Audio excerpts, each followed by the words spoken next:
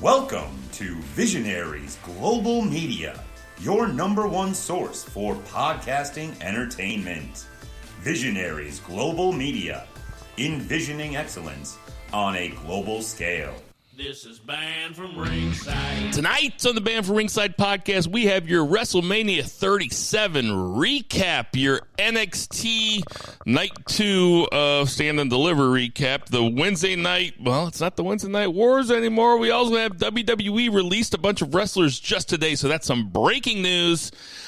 Chris Jericho sits down in the Broken Skull sessions with Steve Austin for a very entertaining interview. That and a whole bunch more. But probably not a whole bunch more. I mean, that's a lot of stuff. Tonight on the Banned from Ringside podcast. You know, this is one of those times where I'm glad we're not at Shock City because there's no way we can get through all this. No way, no. Ditch that 9 to 5. It's time to feel alive. Hello, Mark. So welcome to the Banned from Ringside podcast. As always, I'm your host, Bill Vagey, a.k.a. Not My Joblem. And out there in Edwardsville, Illinois, we have Two Beers Zach Bowman. Jay Bell almost did a spit take all over the very expensive equipment sitting in between us. What's going on, Two Beers Zach? Man, we might end up back in Shock City. I'm 2.5 beers Zach right now, and by the end of this thing, I'll probably be 8 beers Zach. So let's get it fucking going. It's going to be a long one. Last week, my wife said after we came in from the garage, she was like, "Nobody wants to hear you guys talk for 3 hours anyway." I was like, "It was only 2 hours and 15 minutes sitting right across from me in my South City garage." We have Jason Cornelius Bell. What's going on, JCB? Allow us to bow our heads as I read from the latest edition of the Banned from Ringside podcast, volume 201, chapter 3, verse 14 of the Good Smart saith, hashtag boo the heels. It is all good, baby. Listen, share, subscribe, repeat.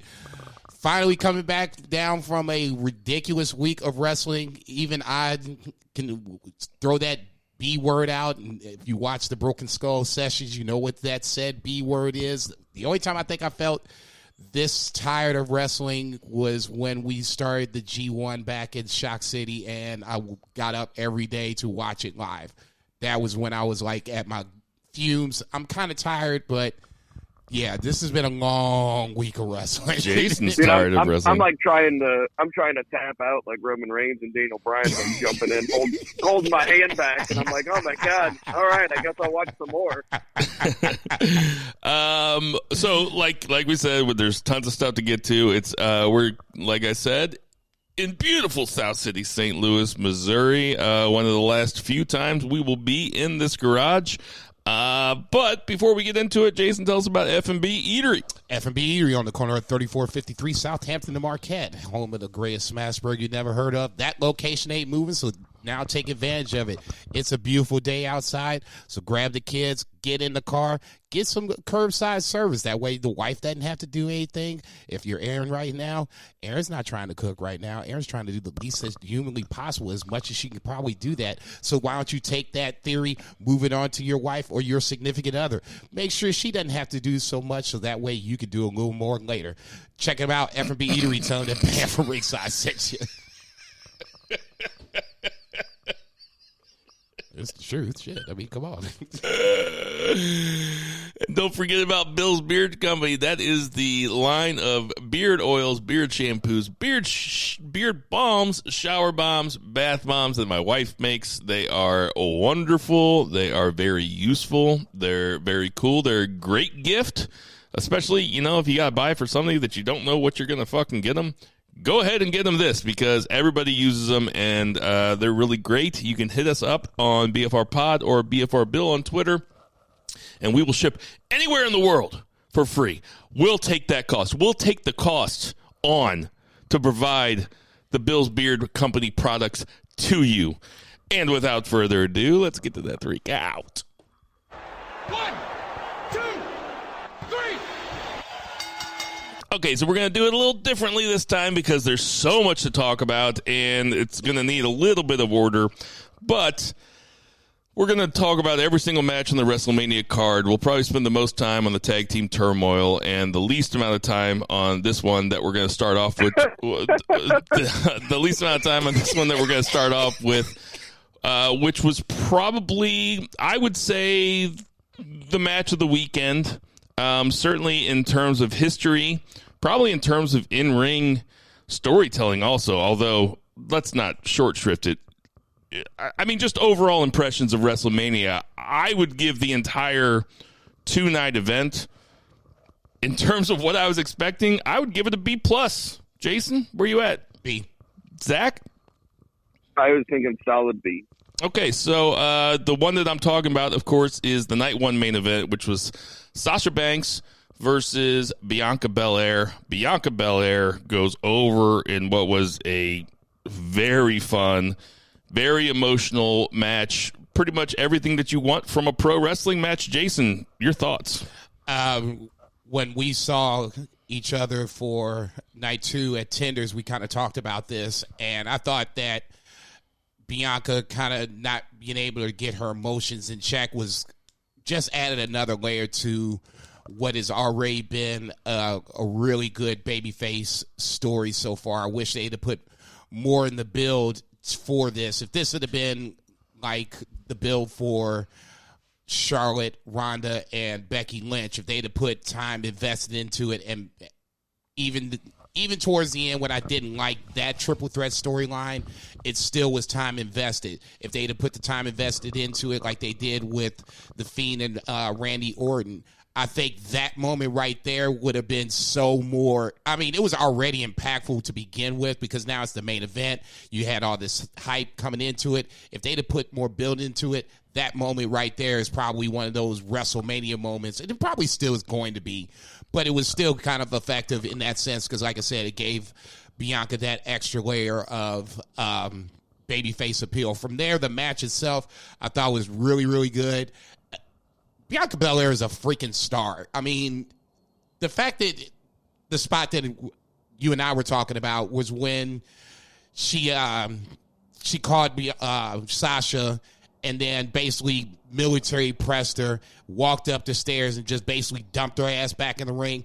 That right there is all you need to know about Bianca Belair. I thought I knew that she was good, and then right there I was just like, okay, she is going to win this match. Sasha, once again, putting up a great performance. 0-6 now for WrestleMania, so that's probably going to be the storyline moving on. When does Sasha get her first win? But let's not bury the lead. This was about Bianca Belair. Kudos to her. Once she got, like you said, Bill, Sasha got in the corner, got Bianca in the corner, and kind of smacked her back to reality. Like, look, we're the WrestleMania main event. It kind of took its own life from there. The whip from the hair is another little moment where it led to the finish, and even after the fact, you can see Sasha kind of looking at her side or whatever. It's like, motherfucker, that hurt, but, it was well worth the pain. Good match, great finish. Bianca's going to be a great champion. Hopefully, she holds the title at least for 6 months or so. Zach, what do you think? I loved it. Bianca Belair is an amazing babyface. I did not like the build for this. You can go back in previous episodes and listen to that. I'm not going to rehash as a build, but the match itself here, this is a star-making performance from Bianca Belair and also from Sasha Banks. Like, Sasha Banks didn't do anything to steal Bianca Belair's spotlight here. Like, she worked this match to make Bianca look good, and Bianca did a great job of looking good herself. And just the little things like Jason was saying, like the tearing up and then like the getting it together. They nod to each other and they're like, all right, we're going to do this.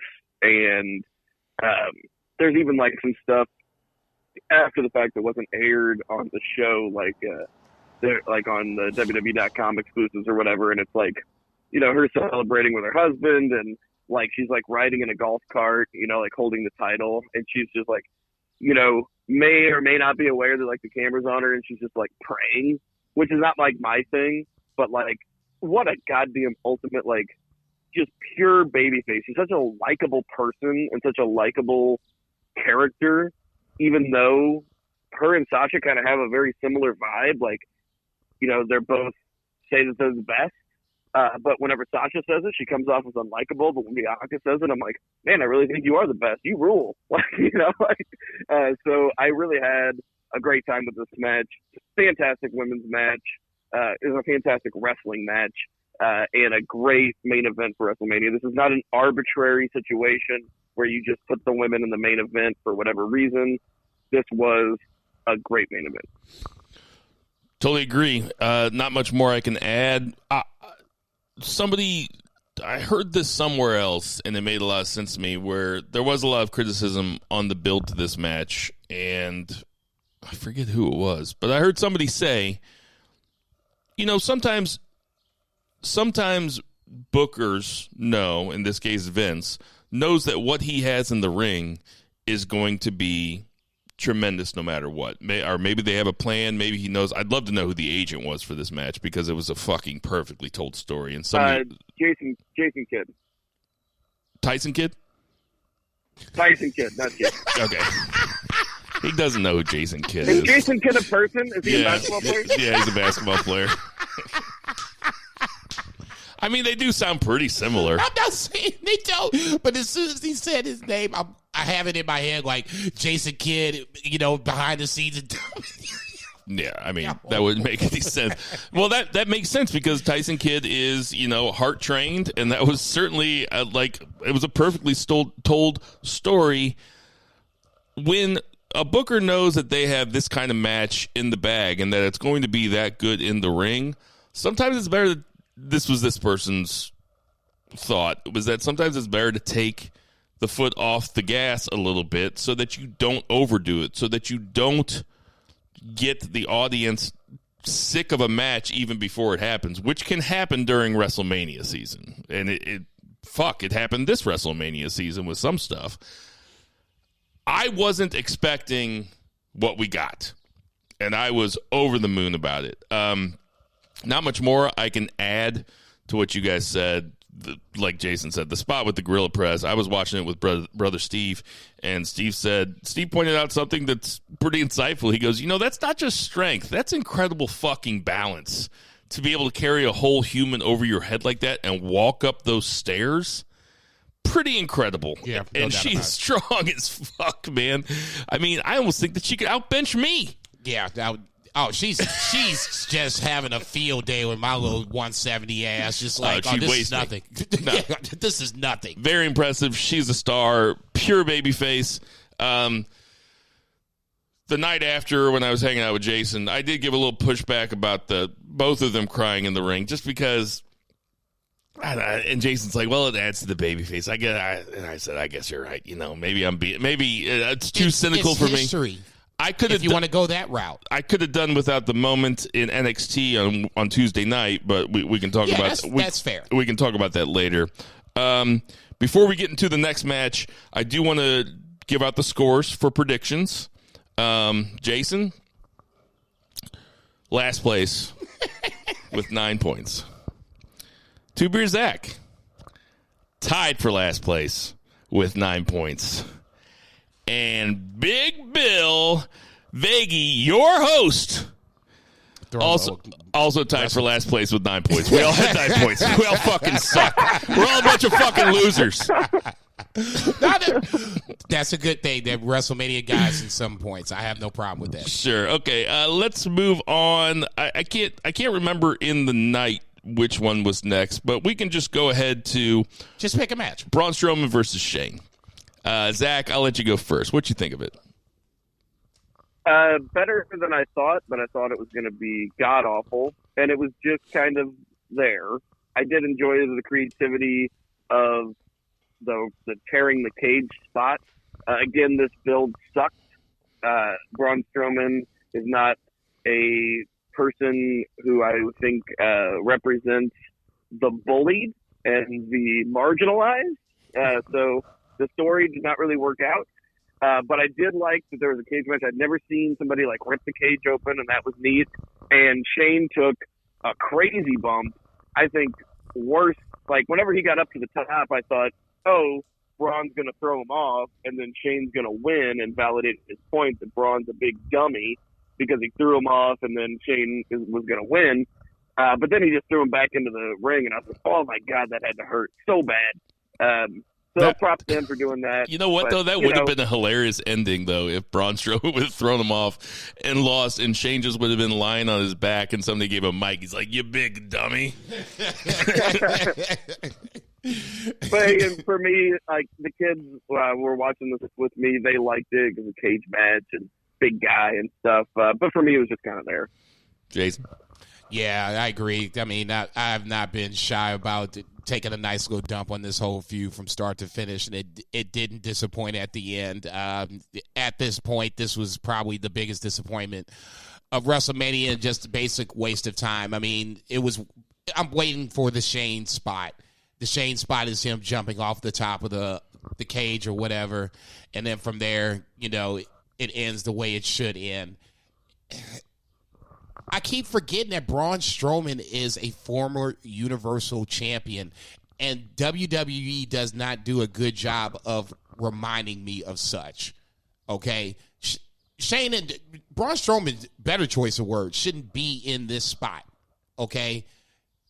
Easily one of the better physical talents in the ring. Now, if you can just keep him away from the mic and keep that choo-choo shit off of him, you got to start, but you can't just have him in the spot of being on the card against Shane just to have him against Shane. Yeah. You know what I'm saying? No. I mean, it's WrestleMania. Vince is going to have a big man match. He's going to have how many times we got to see Shane, man? It's over. You know what I'd like to do sometime is, some real dead week, which we don't really have any dead weeks around here anymore. I would really like to take a deep dive, or maybe like a Patreon extra where we just do a deep dive into all of Shane's best matches, and we just rewatch Shane. King of the Ring, I'll stop you right there. Kurt Angle, Shane McMahon, See, I was going to say Steve Blackman versus Shane McMahon back at TLC 1. Shit. But, it was a fine match. It didn't offend me. There's only going to be two things that anybody remembers, and it's going to be the Shane bump, which is a lot more dangerous than people are acting like it is, especially for a 51-year-old guy, and the ripping of the cage. That's all anybody's ever going to remember. If they remember both of those things, I will say this, that on Raw, and we're not going to talk about Raw very much because nothing happened, but on Raw, so disappointing. Braun was pretty happy with himself about beating the 51-year-old son of the owner. Yeah, it's like, come on, dude. Calm down with the victory lap. Yeah, cut it out. Okay, so let's just get this out of the way. Let's get the tag team turmoil match out of the way. The only thing I want to say about this tag team turmoil match is that Jason would have lost the predictions very, very badly if he wouldn't have picked Natalya and Tamina to win as his most likely, and Zach and I had not picked them as the least likely to win. He tied us because we had 0 points on that, and he had 3. Jason didn't pick any of the big ones. Did not pick any of the big ones. It was not a good day. That's all I want to say about it. I don't care about the game. I don't care about the match. Okay, so I mean, I played the Bill Vagey role, so allow me never to do that again. Now that being said, yeah, I know, and you fuck with me every time about it. So fuck you. Okay, so loser. Like I said, so this is why I don't do it. I'll allow you to stay in your lane this time. All right, around. thank you. This was what it was. I mean, and I guess it doesn't matter now because the Iconics are released. So ultimately, this just seemed like a reason to give these women a spot on the card, which some I won't say deserve it because that they all deserve it. They're doing shit that I'm not even trying to do, so I'll take that back. It just feels like this was a setup for whoever to win this match to be the ultimate loser in night 2, which ultimately that's what happened. I was kind of surprised with the crowd support for Natty and Tamina. Outside of that, this was a little bit of a botch fest in and outside the ring, with Mandy slipping outside the ring and Lana not performing well inside the ring. The Riot Squad, I don't get it at this point anymore. You know, God bless you if you're a Riot Squad fan. Yeah, they're not a squad. I mean, there's only 2 of them. Yeah, I mean, the Riot team, whatever you want to call them, God bless you guys, because, I mean, if you're a fan of these 2, that means you are loyal AF. I could not be a fan of these 2 motherfuckers the way they get booked in WWE, but it was what it was. I thought that, you know, they would double down on it and, you know, on night 2 and have Tamina and Natty take it, so that way you can kind of free up the women's singles division a little more. Guess not. So, like I said, it was what it was. Two Beer? So I'm watching this in my pop-up camper, glamping, and, there's a rain delay, and I'm hanging out with friends. Like, we had another couple that was with us, and sitting there watching this, and they're already, they're not wrestling fans, or they haven't been in years. And so... They're just waiting for you to get done so you guys can put the keys in the bowl and everybody pick one out. Yeah, exactly. Yeah. You know me too well. But that's a good joke. But the kind of a segue, we can talk about the first match next maybe, but so Vince McMahon does this heartfelt speech about fans and, we have our first fans in front of a big audience in more than a year. It's WrestleMania. Everybody's stoked. And then they beat the baby face who's getting his redemption, and I had no way in hell did I think Bobby Lashley was going to win this match. They beat the babyface. It was a good match, but I just can't believe the finish. And then the next match is this pile of garbage. I was fucking over it. Half an hour into the show, I'm just done with WrestleMania. I cooked dinner. I seriously just started cooking dinner. Okay. So... Yes, the tag team turmoil match sucked. We can move right on to Lashley and McIntyre because I was actually really cool with that ending. It didn't bother me at all. In fact, it seemed like a ballsy move by Vince to put that on first. I think what I heard was that this match coming out first was kind of Vince was trying to repay McIntyre for all of his hard work over the last year by letting him be the first wrestler out in front of a live crowd since COVID-19 started. To get that, real big repayment. He lost to a submission hold. To get that first big pop. He lost to a submission hold, but he passed out. He didn't tap out. I loved Lashley McIntyre. I loved it. It was a great match. It was a really good match. Do you really need the babyface to win that much to have a good time? No, but it's WrestleMania, and it's you want to start off on a high note, and this just bummed me out, man. The match was good, and then, it just kind of, it mellowed me, and I'm sure it mellowed the crowd some, and then they follow it up with that piece of hot garbage. And like I said, dude, I'm a huge wrestling fan, and I was over this show at that point. And there was some redemption, obviously, but, dude, it's just not cool. Jason, take a breath, man. This motherfucker hotter than a tea kettle. I swear to God, damn. I was not even. It was more shocking to me than anything else. It was shocking to me. That's the word I would use in this sentence. Everything up to this match was pretty much what I thought was going to be up until the end. I was waiting for Drew to break out of the hurt lock, somehow get the Claymore in. Here's the coronation, yay, Drew.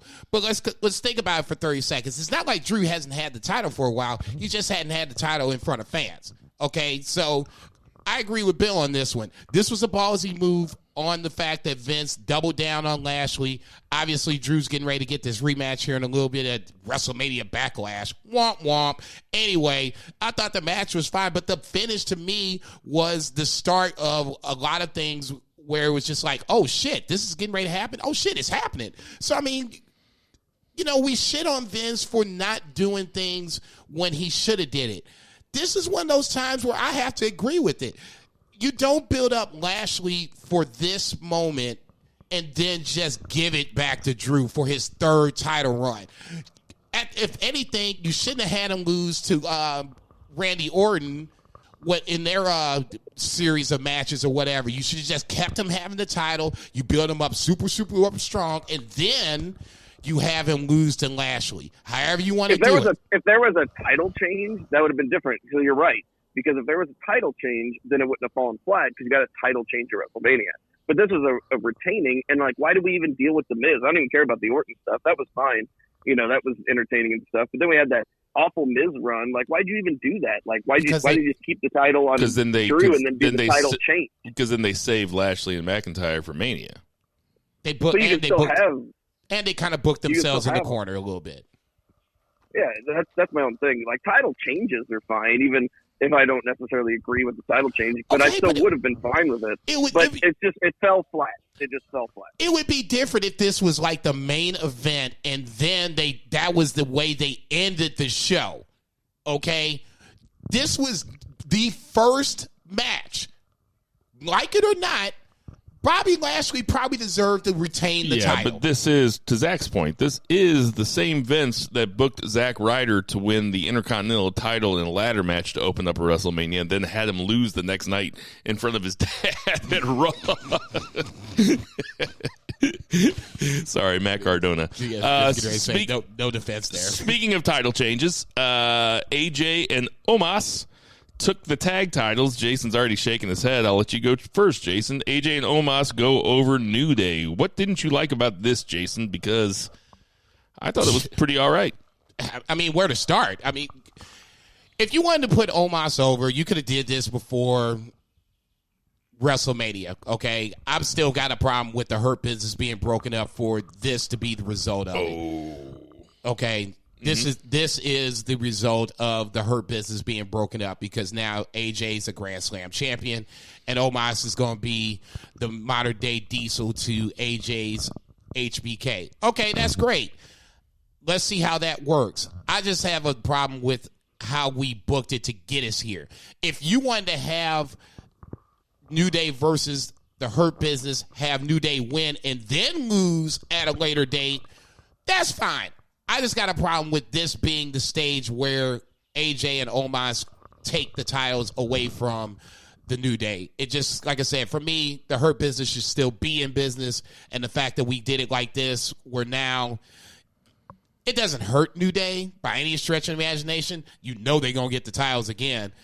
It just now we could, like I said, for this match, this is a WrestleMania Backlash match versus a WrestleMania match. Two beer. I liked it. The only thing that was weird is that they are heels because it was like a total babyface, hot tag situation. And then Omos comes in like a total giant, and they booked him great, like for his first match. I mean, he came in, beat the shit out of those guys, and then pinned the former WWE champion with a foot on his chest. Like, okay, see, that's cool. No, damn that. Damn that. Now that's where the next problem is. Look, I get it. You use New Day to get these guys over. Okay. Man, look, Kofi deserves a little bit better than that. If you want to put somebody with a foot on his chest, Xavier Woods is somewhere running around there. Yeah, put that motherfucker down with a foot on his chest. Yeah, but that ship has sailed. No, it's just more impactful that way. Look, I just think it's weird coming out of it that they're heels. I think they'll be better baby faces, like, because people like to cheer a giant. I just don't necessarily think they need to be heels. I mean, but I like the match. Yeah, I like the match. I get the match also. Solely. I don't like how we got here. That's fine. The match was all about Omos. Obviously, Kofi and Xavier Woods made him look like King fucking Kong. AJ Styles really kind of took a back seat too. The only offense that I remember AJ Styles getting is when he did that phenomenal forearm off of Omos' shoulders, right? Which was a cool spot. If they set this up, AJ Styles is such a good wormy fucking heel. If they set this up to where if I was booking the territory, and we'll get to Jericho and Austin, but I liked how they kept saying that. If I was booking the territory, I would book AJ Styles and just get really fucking bossy with him until eventually Omos turns on him and just beats the fuck out of AJ Styles, and have Omos be a babyface for a while, then turn him heel. I like this, though. I mean, it's no skin off the New Day. Nope. AJ didn't need it, and obviously Omos looked good for a giant. I mean, it's baby steps. I mean, I'm not asking him to come in and take on Reigns or anybody of name nature. This was a baby step move. Fair enough. Omos makes his big splash. I just don't think it was worth breaking up the Hurt Business. I just don't want him to go. Well, I hope that he doesn't go the way of Tensai or fucking Mason Ryan or any of those guys, because he definitely could. Because and that's Vince. That's a definite problem. The WWE chews big guys up and spits them right back out. I need him to sodomize Michael Cole before this thing's over. Yeah, obviously, Michael Cole did not have a good night one either. He blew that Sasha Banks Bianca Belair call bad. Even made fun of himself the next night a little bit about it. But we got too much to talk about Michael fucking Cole. I'd say he was like, the millionth person in line on that joke. But yeah, go ahead. So, okay, let's talk about Bad Bunny. Bad Bunny and Damien Priest. Bad Bunny did not look like a celebrity wrestler. Bad Bunny looked like a guy that had been wrestling in the indies for a few years and then is finally getting his shot with WWE and looked like an actual professional wrestler. Zach, what you think about it? I like to use my kids as barometers for this because I'm kind of jaded. I've said before, like when I brought Dexter to Raw and he freaked out because he got to say Ronda Rousey and Brock Lesnar, and he doesn't even watch that much, but he was just like so hyped. And my kids loved this, and I loved it. Like we had a great time watching this, like right before bed. I was actually 2 edibles deep at this point, trying to stay awake, but I was having so much fun with it. Let me ask you this. Do your kids know who Bad Bunny is? Like, does he reach down that far in the age groups? Or is he more... They did not. My daughter knows. She's into hip-hop, but she knows. My oldest daughter, the 18-year-old, she knows who he is, but she doesn't listen to him. But she doesn't know who he is. Okay. And they had no idea. But they did enjoy the entrances, and they enjoyed the characterization, and they enjoyed the match. And I enjoyed the match, so I think it was a total win.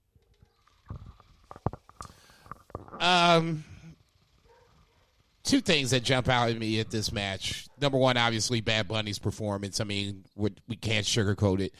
I'm not going to sit up here and say it was the best celebrity performance ever. To me, that's still Pat McAfee, hands down. It's a high bar, though. It is a high bar. There's no question about it.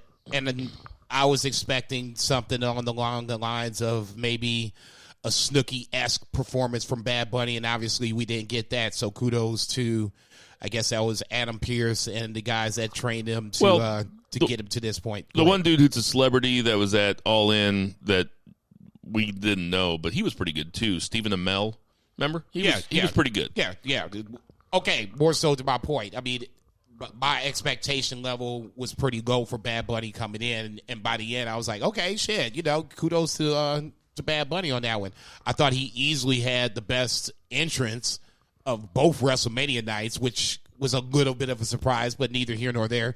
Kind of, for me, the biggest takeaway was Damien Priest. I mean, this was kind of like a lackluster WrestleMania debut. He was kind of more of the sideshow. I wouldn't even call it a sideshow, more of the sidekick. Better choice of words. He was like a valet. Yeah, it was Bad Bunny and Miz and Morrison making Bad Bunny look really good. So in that scenario, as much as we given Bad Bunny credit for looking good and the trainers that got him there, Miz and Morrison on the flip end, you got to have a good dance partner, and Miz and Morrison made him look good too. So I mean, in that scenario, it kind of was. This is the perfect. It's the perfect use of Miz because I'm always down on Miz's wrestling ability, but he did a great job on this. This is the kind of thing that you use Miz for, not to beat Damien Priest the very next night, but we can talk about that later. But it's just or 2 nights later, or we just skip it. But they did not do anything to outshine Bad Bunny. They just did. They got some heat. And they did the punches and kicks and stuff, and their facial expressions sold Bad Bunny's moves really well. And Morrison totally killed that Canadian Destroyer because, Canadian Destroyer it's not the guy that does it, it's the guy that's done too. Right. That does all the work. That's why Dustin Rhodes does it at 53 years old, because it's the guy below him doing the backflip onto his own head. Right. Yeah. That match was better than I thought it would be. Yep. Totally. I mean, you could say that about all of night one. Really, night one was good. I will. Okay, so this next match is the last match of night one, and this is the Smark special. This was Cesaro versus Seth Rollins. Zach, what you think about this match? This is my favorite match until I got to see the main event, because like I said, I fell asleep after the Bad Bunny match, so I didn't get to see the main event until a couple days later because I was camping. It was great. Simple story. Cesaro wanted to do the swing. Seth doesn't like to be swung. Easy story. These guys are both two of the most talented wrestlers in the WWE. The right guy went over. I think they're building Cesaro up, maybe finally, at least to be a challenger for Roman Reigns or somebody like that. And I loved it. Little backstory. I heard that he does that UFO swing where he puts them on his shoulders. And apparently somebody was like, why don't you do this all the time? And he's like, no, I'm saving this for WrestleMania. And God damn it, he saved it for WrestleMania, and it was awesome. I think it was like Arn Anderson or Dusty. So some old timer, he was like, man, I watched this match with you. Why don't you ever do that? He's like, no, I'm saving it for WrestleMania. Shit, then it worked. I mean, that was the one thing that I didn't. And I'm sure we've all seen him playing Cesaro matches, whether it's single or tag with Sheamus in the bar or whatever with that run. That was the first time I saw that move, and I'm like, at 2:33 in the morning in my apartment, like, holy fucking shit, what the fuck is this? So, I mean, in that scenario, it was probably the right move. I'm not going to go as far as to say Cesaro is next in line for Roman. I was thinking more along the lines of Apollo, especially now with that title change. That would kind of make more sense. I don't want to feed Cesaro to Roman Reigns just yet. But the match itself, I thought was good. If I'm going to be a smart, I don't think I am, but if I'm going to be, I thought this match could have been 5 minutes longer. It just felt a little short. Outside of that, it could have been 20 minutes longer. Well, yeah. You know what I'm saying? You could have just let this match go. But for me, in that scenario, it just felt like it was kind of caught in the middle, and it kind of felt like there was a little time taken away from it. Outside of that, I mean, there was nothing wrong with this match. I'm not going to say the right person didn't go over. No, the right person went over. It was a great moment. It was a great match. I think we put the over-under on the podcast at 15 and a half minutes. It was only, I think, 12, maybe not quite 12, but it's about as good of a 12-minute match as you can have in the WWE. No, they're going to go. I got no complaints with it. Cesaro went over. He's been probably the most underused guy on the main roster for a long time. He's been lauded all over the internet wrestling community, all over this podcast. I'm glad he went over. I hope that they continue to book him going upwards. I'm glad that Seth put him over. It was a fun match. Night one. What do you call that dude? What? What do you call Cesaro? Cesaro. Yeah, Cesaro. Oh, so we should talk about this before we move on to night two. Because Jason and I talked about this a lot Sunday night. Yeah. When there was the rain delay, they let some wrestlers just cut promos. And these guys didn't know they were going to cut promos. And some of them were good. Some of them were okay. Kevin Owens just ripped one off. Yeah. Just absolutely just crushed this promo that you could tell was off the cuff. He's like, let me get this mic. Step aside. I was like, cameraman, zoom in on me. I was like, uh-oh. Well, like we were talking about. Boss man throwing speak the gospel. With friend of the show, David Patterson, put it on Friends of BFR on Facebook. He said, off the cuff, Kevin Owens is my favorite Kevin Owens, and I like Kevin Owens a lot. And I said, they just put the mic in his face. He's like, listen, guys, all I can give you is 14 minutes of pure gold. That's all I got. And he just ripped off a promo that would have been a lot of guys' best promo of their careers. Agreed. Just off the top of the dome. And I was kind of lukewarm coming into it. I didn't see any spoilers coming into it, so I didn't know that there was a rain delay. So I was just like, well, fuck, what am I going to do? Do I watch it? Do I just fast forward? So I was like, okay, let's just see what happens. So, of course, it starts with MVP and Lashley. Mm-hmm. Drew comes out or whatever. You can kind of see that being a little choreographed, a little scripted, not a big deal. And then it kind of got to where, guys and girls were scripting off the cuff. Sasha Banks, KO. I can't think of who it was at the very end. By the end, I was like, okay, shit. I'm ready for WrestleMania. Let's get this shit rolling. And they came out with Lashley and Drew McIntyre, which, like I said, I thought that was a good match. I didn't have a problem with the ending, and that, for me, was the start of a good WrestleMania. It's almost like they should do that more often. Like, maybe they should let guys just rip it off. it almost made me angrier than being able to enjoy it because I'm like, well, this obviously works better. Like, so why don't we just do this? Yeah, I was getting ready to say, I think it's time we get away from the scripted promos. So just let these people talk. Moving on to night 2, let's start with KO and Sami Zayn.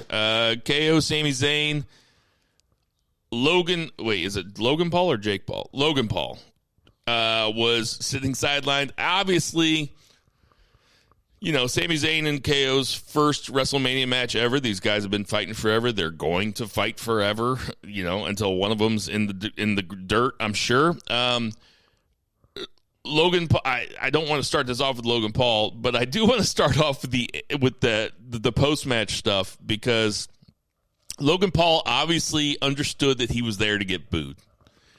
It's a guy that knows his place, and it's always fun when the celebrity knows that he's there to be the bad guy. And KO kind of getting that Steve Austin spot where he's going to kind of just talk it up with the celebrity before he stuns him to the crowd's absolute delight.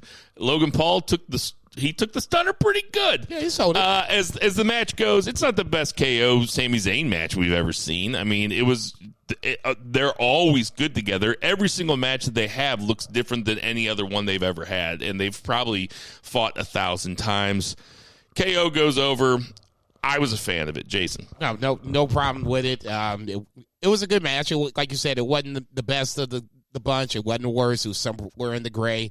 Logan Paul did his deal. Outside of that, it was one of those I shouldn't say one of those cards, but one of those matches where if this was a full one-night WrestleMania, it might have kind of gotten lost in the shuffle a little bit because a full night WrestleMania is like going to be 6-7 hours, something ridiculous like that. This was a good match just because it kind of separated itself from a lot of other crappy matches around it. You know what I'm saying? And that to me, I think is more of kudos to where you don't need a build for KO and Sammy. You can throw these two jokers in the ring, roll the ball out, and just let them go. Yeah, I liken this to the Cesaro-Seth match, so it's a good segue because they're both, all four of those guys, former ROH guys. We've seen them wrestle. They're fucking amazing. This was the smart match of the night, and they totally delivered a fantastic match and really helped to kind of save a ho-hum night 2, really. I don't know if I would call night 2 ho-hum, but night 1 over-delivered. But I get what you're saying. Let's move on to Nia Jax. Shayna Baszler against Natalya and Tamina. Nia Jax and Shayna Baszler go over. Not much to say about this, and that's all I have to say about it. Jason? Yeah, the gals, they worked hard. Nia did more than she normally does. She did the big backdrop and stuff. And I did really like whenever she told Tamina to lay it in. Like, she heard that on camera. She's like, lay it in. It was fine. No, I thought this was where I really thought that Tamina and Natalya were going to win the titles because, I mean, the crowd got behind both of them. Whether I don't think it was them kind of fucking with Natty and Tamina. I thought they were really kind of rooting for the underdogs. It was what it was. I don't know. I guess I'm kind of having a problem with Natty getting caught up in submissions, even though it is Shayna Baszler. Outside of that, like I said, it's not the end of the world. It's no big deal. I guess the two women that are supposed to win won. Not my biggest match of the night by any stretch of imagination. I do want to say one of my favorite parts of night 2 was whenever they started and it came out with Titus O'Neil and Hulk Hogan dressed like pirates. And Titus O'Neil is telling Hulk Hogan what he can and cannot call people because he starts calling them like scurvy and shit. He's like, you can't call people that. And I was like, this is very meta. Yeah. And then Hogan even used the hard R. Did they make that joke about using the hard R? Yes. No, but he said R, and I was like, oh, he used the hard R. I gotta admit, I wasn't paying attention. No, it was. I mean, I just like that Hogan got booed. Yeah, and that's what we were focused on. But I did kind of hear that little segment that Zach was talking about. It's always good to hear Hogan getting booed. I'm sorry. It really is. Rhea Ripley goes over Asuka. I kind of feel bad for these two. They were never, after the night one performance, after all the time that Sasha and Bianca Belair got, there was no way that Ripley and Asuka were going to be able to top that just because of the time that they got. They didn't get a whole lot of time. They got the short shrift. They were also right before the main event, which I thought was kind of strange. Ripley goes over. Again, I think this is the right person to go over. Asuka can certainly shake it off, and she'll be back. She's, if not the best of the main event, or not the best of the top of the main roster women, she is one or two. I don't know. Jason, what do you think? The reason why this match was right before the main event is because of how they ultimately feel about Asuka. Okay, we love Asuka because we know that she can go. I don't think Vince feels the same way about Asuka, and I think it kind of showed in this title reign or whatever you want to call it. I can't remember any solid matches from Asuka in this last title reign, and I'm talking about when Becky gifted her the title on Monday Night Raw. From there, I mean, you can't really say Charlotte. You can't really say Becky, obviously. No Sasha. Maybe Sasha once or twice in that in the latter part of 2020. I guess that's my point. All I remember is Carmella. Okay, that's kind of my point. I was kind of glad to see this end just because I don't want to see Asuka just be misused as a placeholder. And as it stands right now, that's what she ultimately is. Because on Monday night, Charlotte immediately came back, and now it's going to be thrust into the title chase to begin with. This wasn't going to be the match of WrestleMania. Let's just get that off the table. If Charlotte was healthy, this is Charlotte's match. It's probably Charlotte Asuka Part 2. And then you get Rhea Ripley on Monday night. Once you figured out that Charlotte wasn't going to be in this match, now you change plans. Here comes Rhea Ripley, and ultimately, we put this Asuka, Asuka was your old Yeller. This title reign was old Yeller. Take that Joker out back and put this Joker down. And maybe you can start something up with Rhea Ripley. You got probably the Bill Vegas special on deck for WrestleMania Backlash. For me, this match was okay. And I mean, I'm not saying it just for the build. The match itself was okay. I expect a little more from these two. Maybe it's Rhea Ripley and being 24 and this is the big stage and she wasn't necessarily ready for it. Nerves get in the way. I would totally give you the pass on that. But like I said, for me, it was all right. Zach? Yeah, not the best match they could have had, but I was happy to see Rhea get the title. Okay, next up we have the U.S. title match. Big E Langston, or just Big E versus Apollo Crews, newly Nigerian Apollo Crews. Well, he's always been Nigerian, newly Nigerian accented. See, you ain't and shit. Intercontinental. Yeah. What? The other mid-card title. Yeah, you know what I meant. It's like before I had a podcast, I feel like I knew everybody who had the titles all the time. And now I have a podcast, it's like, I don't fucking know. Yeah. Okay, well, it was for a belt. Right. Apollo Crews goes over, very heel-like with an assist from Dabba-Kato.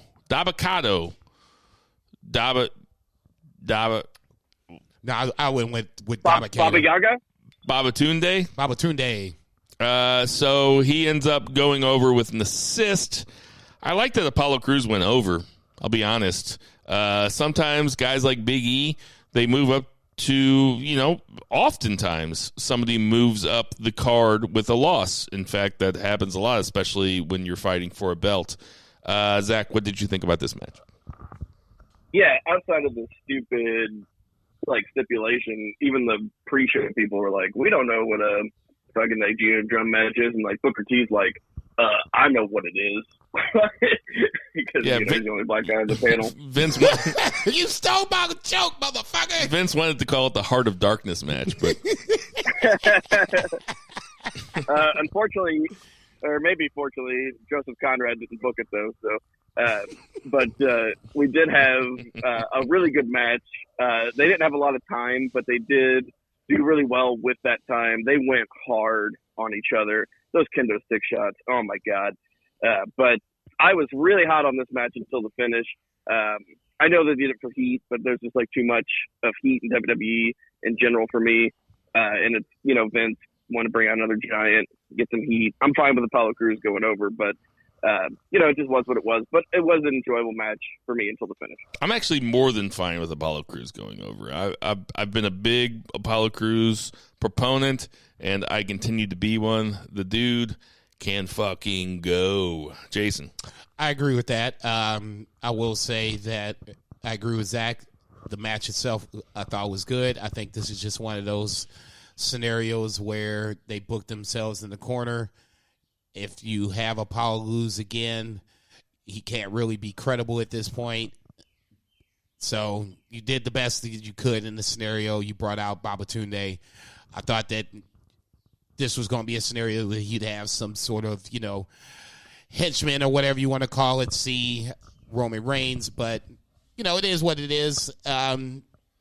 Biggie is primed, I would think. He might be the next guy ahead for Roman Reigns. It would kind of make sense in that scenario that you just laid out there. But I think at least for the moment, he's going to go back, try to win the IC title, and then we'll kind of figure out everything after a good old WrestleMania Backlash. I mean, if you can't have Chadwick Boseman, you might as well have Babatunde. R.I.P. Chadwick Boseman. I just want to point out that something that I just realized is that this WrestleMania, more than any other, certainly had more people of color win than any other WrestleMania in the history of WrestleMania, and certainly had way more people of color have matches. Yeah, actually physically on the card. Actually, you know what? I'm bumping it up to a B+. There you go. How you going? Wait a minute. How about go have the lowest score of everybody? That's a good little lib. He's a good little lib. I mean, tons, man. Bianca Belair, Lashley, Omos. Although he did beat. I mean, almost got white tag team. He beat two other. Apollo Crews. Well, okay, all right. Black on black crime again, but Shayna Baszler and Nia Jax, both ethnically ambiguous. I think the ethnically ambiguous. I fucked it up. The duo. Yeah. Anyway, I tried. It was too many syllables. We'll cut that out. So coming up next, speaking of minorities, we had Sheamus versus Riddle. Sheamus beat Riddle to take the U.S. title. I was more than okay with this. I think that Sheamus having the U.S. title actually gives it a little bit more prestige, for lack of a better word, than having Riddle have it. Riddle's main character, our main roster character, is not good. Yeah, I mean, it's so bad that I was rooting for Sheamus in this match. What do you think about that, Jason? I totally agree, and I picked Riddle on this one. Ultimately, that's what I think my biggest problem with Riddle is, because I've seen him evolve, and he had the stoner gimmick, but it was dialed at 2. This is like, breaking the knob, going past 10. You know what I'm saying? All bullshit aside, like I said last week, I knew this would be a good match if we can just get past the Riddle gimmick, the birds flying. After that, it was a good match. The finish with the bro kick as Riddle's doing the backflip off. I thought we all popped on that. I was like, holy fuck, I thought he killed him. Yeah, I was just like, what the fuck just happened? The minor little botch in the corner, but I mean that shit's just gonna happen. If he'd have pulled that off, that'd have been an amazing fucking spot. But it kind of is what it is. I thought it was a good match. All bullshit aside. Right person won, probably. I enjoyed it. Keith Lee should be coming out like, yay. Yeah, I know. Right. Hey, everybody, remember me? Go ahead, Zach. I'm sorry. no, I'm just gonna echo your guys' sentiments, like for sure. The worst thing you can do as a WWE main roster person is to show WWE that you can be funny at all, because then you're just stuck as a comedy nerd. And I just think it's funny that Vince makes Riddle this total nerd comedy stoner, but won't let him smoke weed. I mean, can he not? They don't test for weed anymore, do they? They test for everything. Yeah. Like, I guarantee you, like, Riddle could not, like, if they popped him, like, he would get suspended. For weed? Yeah, dude, they're not in. He's not into it. Like, I heard that. I'm not. Go ahead. I was gonna say I heard that vape would. Hold on. I was gonna say that vape weed doesn't even show up in your system, so I've been told. So I mean, I'm good, right? My boss listening to this? Anybody listening to this? We totally edited this motherfucker out right here. This whole good block right here. What were you gonna say, Zach? Oh, that's it. I mean, I don't think that it's a priority, but it's also not something that's cool. That's what I was going to say.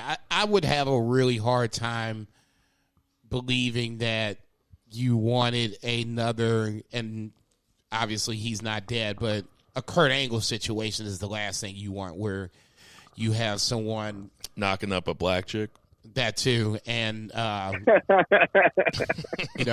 an illegitimate child that you don't even relate to for like 20 plus years, but that's another story for another time. Who then goes on to get injured, and it's your fault.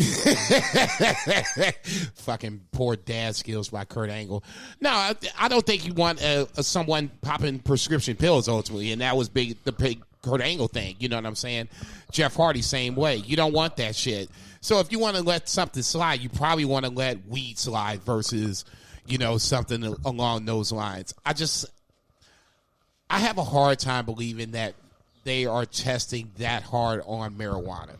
Anything else? Well, yeah. They just test for everything because, whenever they do blood work, like, for instance, like Charlotte Flair was off TV because her, hormone levels were high and they thought she was pregnant.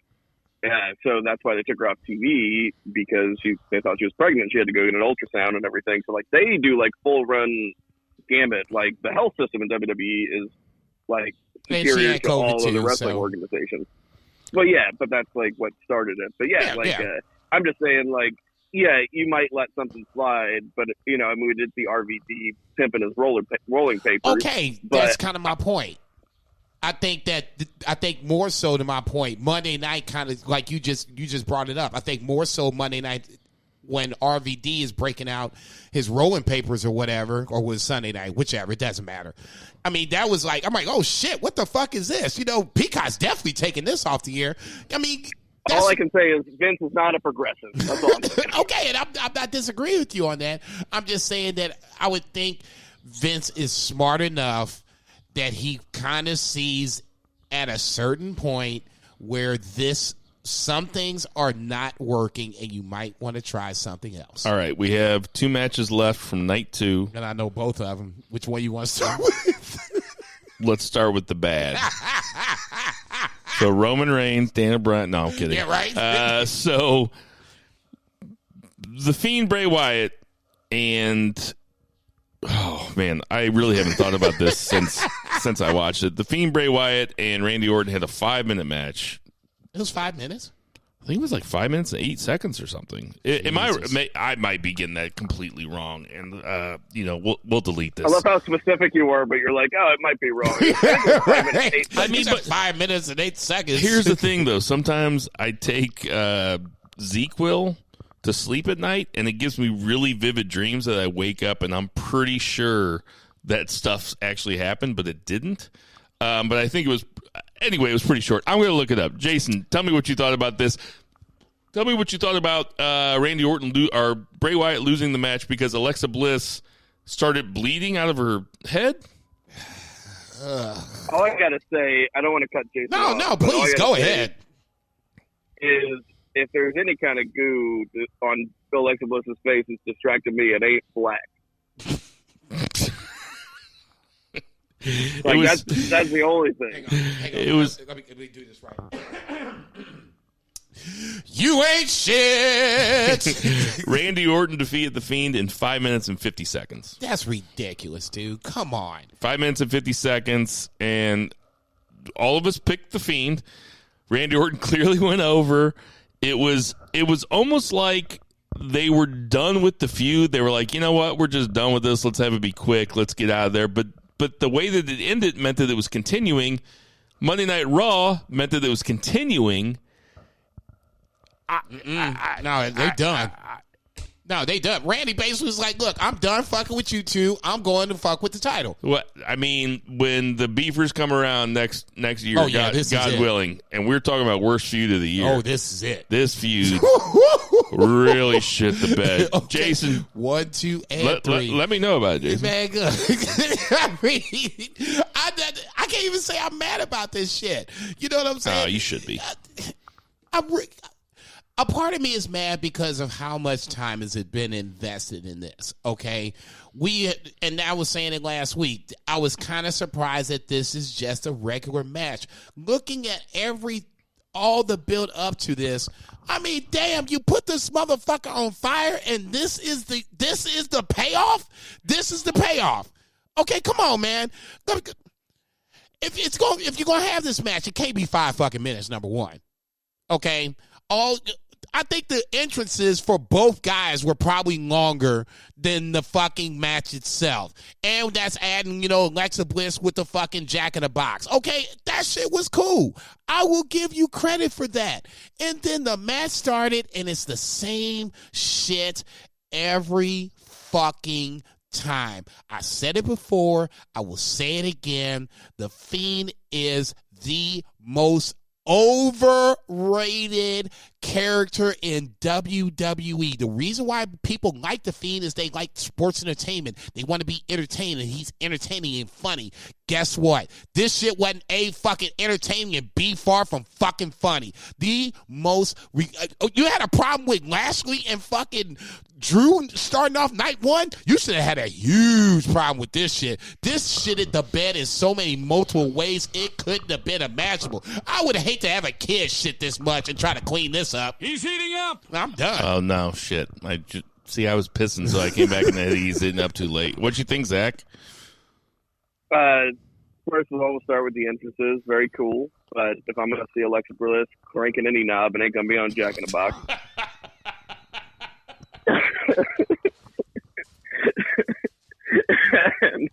And, I just couldn't believe they had an actual wrestling match. I just couldn't believe it. And then I couldn't believe that after he burnt this motherfucker to a crisp, that he beat him with a wrestling move. Like, one RKO and it's just done. Like, yep. I just couldn't fucking believe it. Like, but, whatever. Like, I'm happy it's over. I hope it's over. It's the distraction finishes that we always fucking see. That's bullshit, man. Come on. At least give me fucking 10 minutes or something. Anything.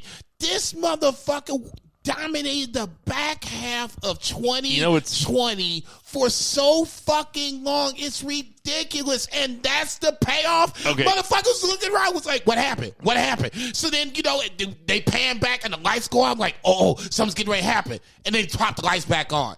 Man, the crowd booed, and they should have. You paid for that shit. Yeah, you pay for that shit. I have a lot of thought. I was very upset at the end of this match. I thought that this was the dumbest ending. Here's something that's unbelievable about this match, and this is the most unbelievable thing you can say about it. Oh, this should be good. It's worse than the first Bray Wyatt Randy Orton WrestleMania match. It actually made the House of Horrors, whatever, the maggot match, whatever that was, that match was better than this match. That's almost impossible. Like, these two motherfuckers, both talented guys, I mean, one guy who has been just, I don't know what they're doing with Bray Wyatt. I don't know if they let him have his ideas too much. There's nobody there to tell him no. I don't know what it is. Apparently, from what I read on Twitter, that the original plan was to have the Fiend go over and Vince change it. Okay, well then they've had the two. He did change it last minute. That's accurate. He changed it the day of. So we were right until the day. it's still those two guys have had the two worst WrestleMania matches of the last 10 years. I can't think. I mean, unless you're talking about tag team turmoil, but even the tag team turmoil one was better than either of those matches. Yeah, and I would defy anyone to say differently. This is probably the worst match I've seen. I won't go 10 years. I'll go just a couple years just because I smoke a lot of weed. Let's just keep that shit real. It is probably the worst match I've seen in the last couple years. So I started watching WrestleMania again back in 2009. So I've watched 13 WrestleManias in a row. Haven't missed a single one. Didn't miss a match this weekend. Watched every single match with my brother, Steve Patterson. We did it, and we got away with it without our wives getting mad. We watched them both live as fuck. That is pro shit, okay? My cats were waiting for me. It was like, wow, motherfucker, where you been? So that's 13 WrestleManias in a row. And when you ask me what's the worst WrestleMania match that I can think of in those 13 years, those are the two that come to mind. And I don't dislike Bray Wyatt. You know, Randy Orton's fucking Randy Orton. You know, he's first ballot Hall of Famer. Fine, whatever. Like he can have great matches. He can fucking have great matches. Yeah, drop it down. This was just this is the payoff. This we don't even know what the fuck this is. Okay, and now Alexa Bliss talking about, I can outdo the master now, whatever. You got Bray Wyatt putting Samson the Lion fucking pictures on fucking Twitter. So now we're having Alexa Bliss Bray Wyatt feud? Like, who gives a fuck? Shit, A, who gives a shit about that? B, you can't have them wrestle, and C, where's the payoff? I am so fucking done with this. This is the way you started night 2 after a solid night 1? Man, please. You know what would have been cool is if the lights would have gone off, and when they came back on, it was Bray Wyatt standing there with his Hawaiian shirt and his fucking white khakis and his hat. He was normal Bray Wyatt again. And it was like, hey, the last couple of years have been a dream. Because we were very happy with Bray Wyatt's repackaging as The Fiend until that Seth Rollins match. And it has been a slow climb down ever since. I'll say this, and I think Two Beers said it, and I'm going to give him credit for it because I'm pretty sure you said it here. You can only take the Fiend so far as being unbeatable. But when you start getting the title into the picture is when it starts to get a little fluky. You can't have a Goldberg type of streak going with the Fiend. But that's the way they built him up. So now that's where you have this problem of what do you do at the point where you can build him up to like a mid-card, upper mid-card, but you can't have him win the title because as it stood up until a certain point, he was just that dude, and you couldn't stop him. Now, he's Jag. He's just another guy. Oh, I thought you were talking about the hit CBS show. And we'll move on to the main event from night 2, which was Edge versus Daniel Bryan versus Roman Reigns in a triple threat match. And guys, I was excited for this, and I'll tell you what, I popped at the end of it. I popped. I was extremely happy with the ending of this match because I didn't see it coming. Did you clean up Steve's garage? No, we were at Tenders on Sunday. We were at Tenders. I was clear across the room, so I had, there was the spray radius would have never hit me at that point. I thought, like a lot of people, that they were putting Daniel Bryan in this match to take the pin or to fuck it up somehow. And really what they did, Vince quadrupled down on his Roman Reigns love, had Edge win the Royal Rumble, get himself in this match, had Bryan get into this match, and had Roman Reigns go over both of them very heelishly, but gave them both a concerto, slapped one on top of the other, and pinned them both, which I can't remember ever happening in WWE since Ryback made his debut and was burying jobbers on his way up the card. But goddamn, like Jason said to me that night, yeah, that's happened before. That's never happened in the main event of WrestleMania. I fucking loved it. I'm absolutely in love with it. Roman Reigns is exactly where we always wanted him to be, and I feel vindicated. Zach, what do you think? Yes, it just took 3 years of the pod. Yeah, dude, I'll echo your sentiments. It was great. I loved how professional all these guys are.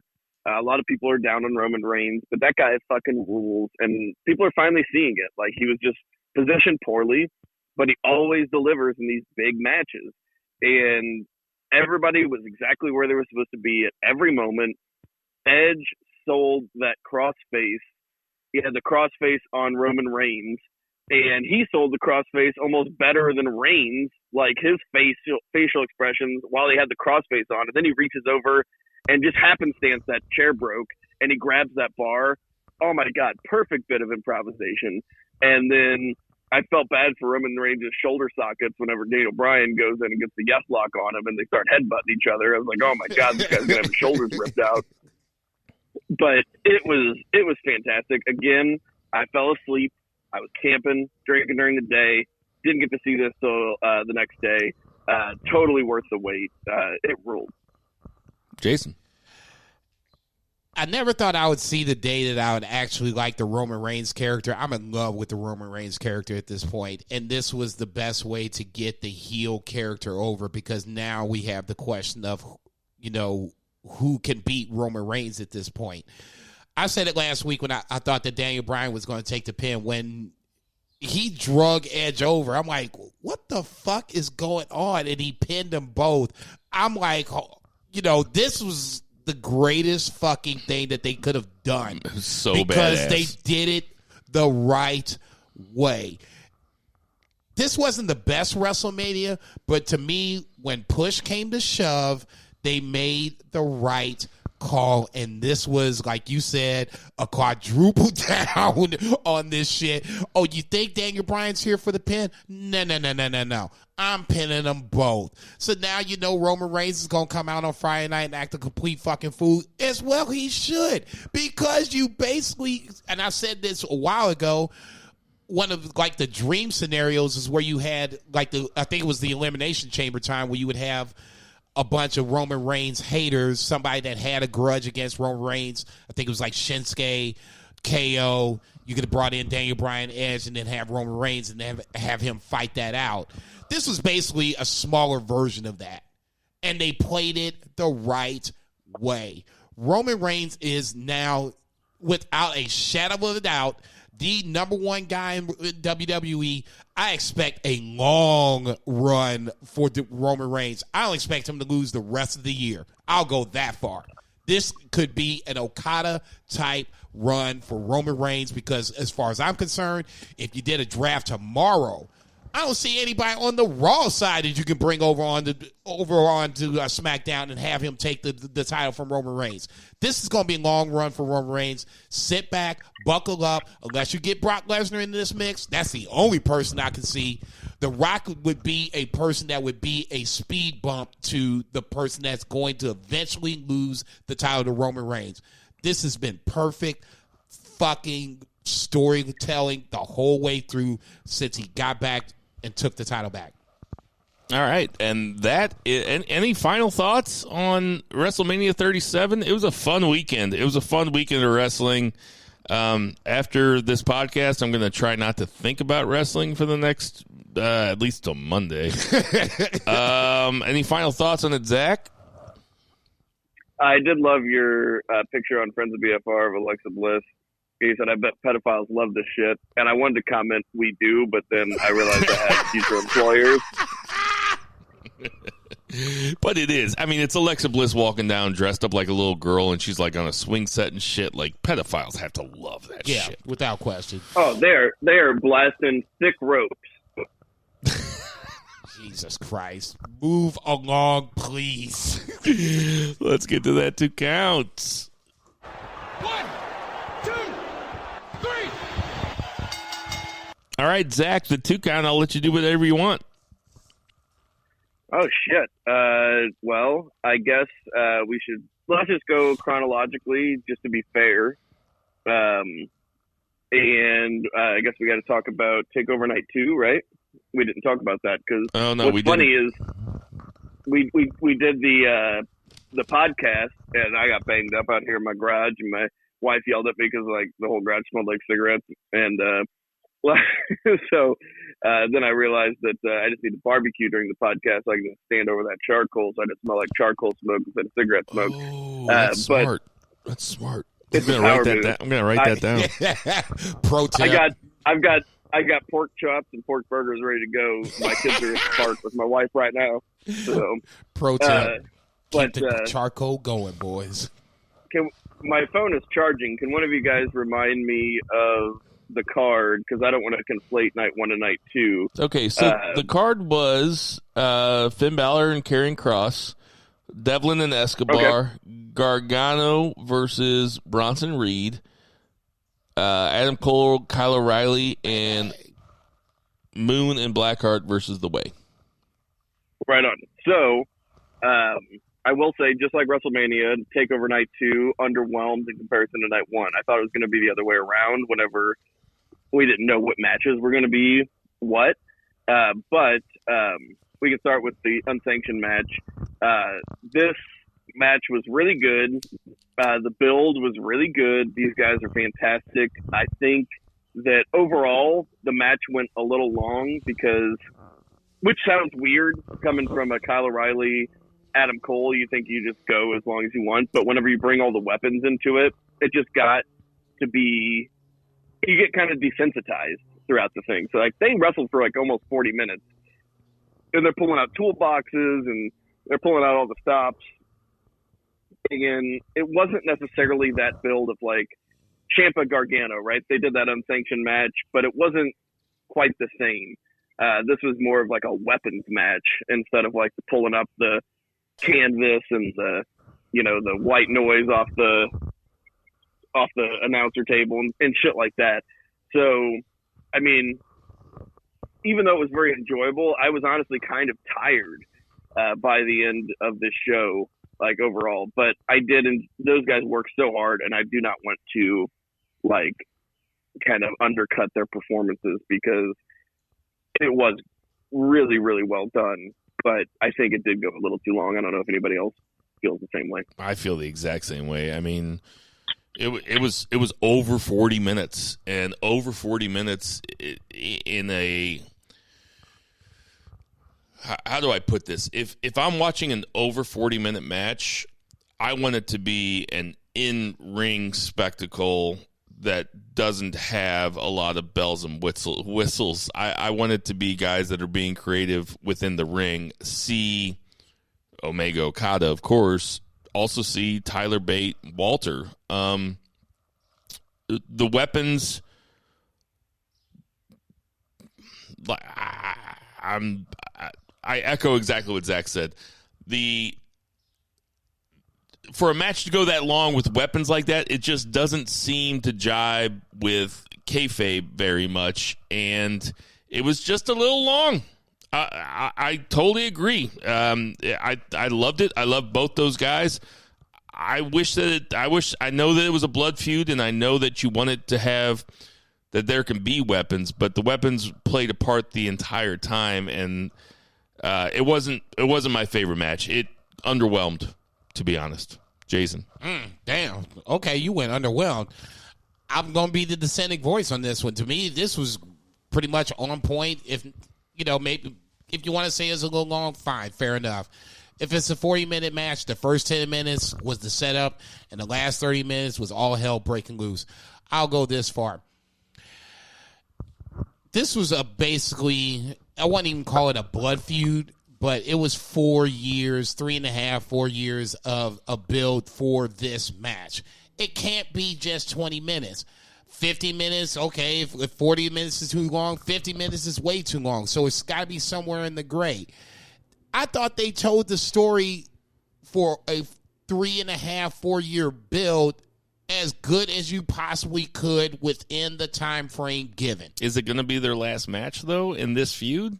Because I can see themselves having another one. No, I'm just getting ready to say, So then as long as it stands right now, I don't see either one going up after what we saw on NXT on Tuesday or whatever. or moving on to another opponent.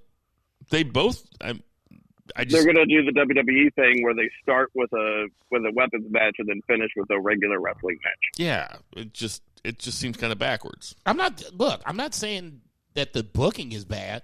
Okay, I agree with what you guys are saying. I can totally see that happening. I'm talking about what we saw on Thursday or whatever, last Thursday. For me personally, I didn't have a problem with the length of the match itself. I thought the match was good. I didn't have a problem with the length of the match. Like I said, the story was well told. Plenty of stuff to go around. And like you said, we're probably going to have round 2 here in a little bit. What you think about Devlin Escobar, Zach? Not the best ladder match in NXT. It was that one. I will say it underwhelmed. Again, those guys worked hard, but you kind of build these things up, and whenever you put those stipulations, I just don't necessarily think that required that stipulation, because the whole point is who's the cruiserweight champion. And Jordan Devlin even said it on Tuesday. He's like, you might be the best at climbing ladders, but I'll still beat in a regular wrestling match, and I'll beat when I come back from flying back home. And I just don't think that it required that. It is a spectacle. They're trying to draw ratings. They're trying to, bring people to Peacock and stuff. So I get why they did it from a business perspective. But I would have rather have seen those two guys do a lucha libre match, honestly. Jason? I gotta disagree with that totally. Beside himself. Yeah, no, I'm not beside myself. I'm just saying, you got one or two choices. I mean, it's like Bill says all the time, wrestling is best presented as a sport, okay? So you can either go that route and just have a unification match straight up and be done with it, or you can bring HBK out and do the ladder match. I did not have a problem with this ladder match. I thought, honestly, it was the match of the night up until the main event, okay? That's how much I thought this ladder match was good. Jordan Devlin is not one of my favorite people in this world, but I will always give him credit for the fact that he's fucking talented, number one. And number two, you got to give the heel the credit for winning without fucking Legado del Fantasma around. He did that solo dolo. Kayfabe style. So I would give credit on that scenario in the sense that, I thought they got the right guy going over, because at this point, Jordan Devlin is damaged goods. I'm surprised he's even still on NXT to begin with. And B, more importantly, this was one of two ways you can make a true unification champion. You can either go the Zach route and just have the straight up match, or you can do a build for a takeover. And as far as I'm concerned, it wasn't a big build, but I mean, it was enough of a build where you start to have them barking back and forth. So now you bring the ladder match out. I didn't have a problem with it. I do have to say, whenever Jordan Devlin came out, my wife was in the room. And she's like, what is this, a budget Finn Balor? I was like, oh, my God. Fuck. Yeah. That's so good. Yeah. I was like, you are more right than you know. That's so good. I do want to say that since I watched this card Friday morning, I have watched 2 full WrestleMania nights, a Raw, an AEW, an NXT, and a Jericho Austin 2-hour interview. So it's been a while since I've seen it. I remember enjoying this match a whole lot and not thinking. I got to admit, I don't have that much to say about it. It was good. It wasn't great. Both guys are capable of better. Coming up next, we had Ember Moon and Shotzi Blackheart versus The Way. Zach?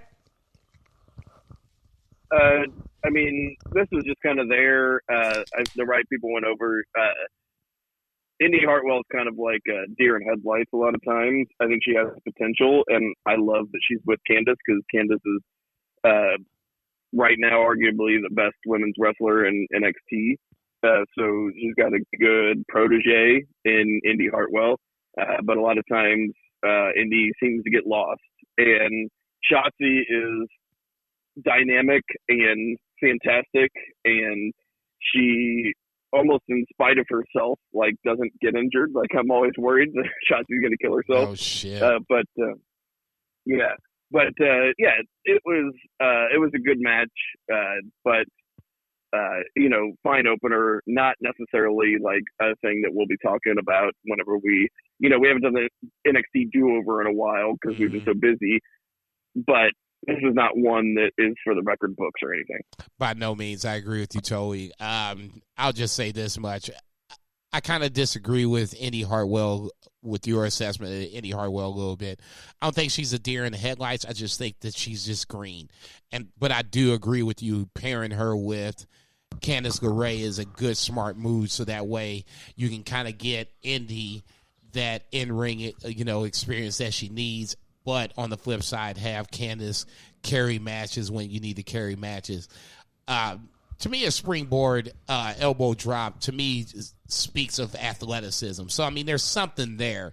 It's just now. She's got talent, no doubt. Yeah, it's just doubt. now you just got to, like I said before, you got to get the green off the apple and make this shit, turn red, and she'll be fine. Some people call it the St. Louis Bread Company. Some people call it Panera. One guy says deer in the headlights. The other guy says green. To me, it's the exact same thing. I think you guys are saying the same thing. We are, ultimately. I'm just... Even though it is St. Louis Bread Company. To me, like, I'm more... And I even hate to admit that I'm getting ready to say this, but I'm more interested what's happening with Indy Hartwell and Dexter Lumis moving forward, because I think that's just going to be Comedy Central versus... Pretty funny. And the way is already kind of funny to begin with, so now you're going to have this spinoff going forward. I think that's kind of funny, too. But, yeah, the match was a decent curtain jerker. I didn't expect anything more than what we got.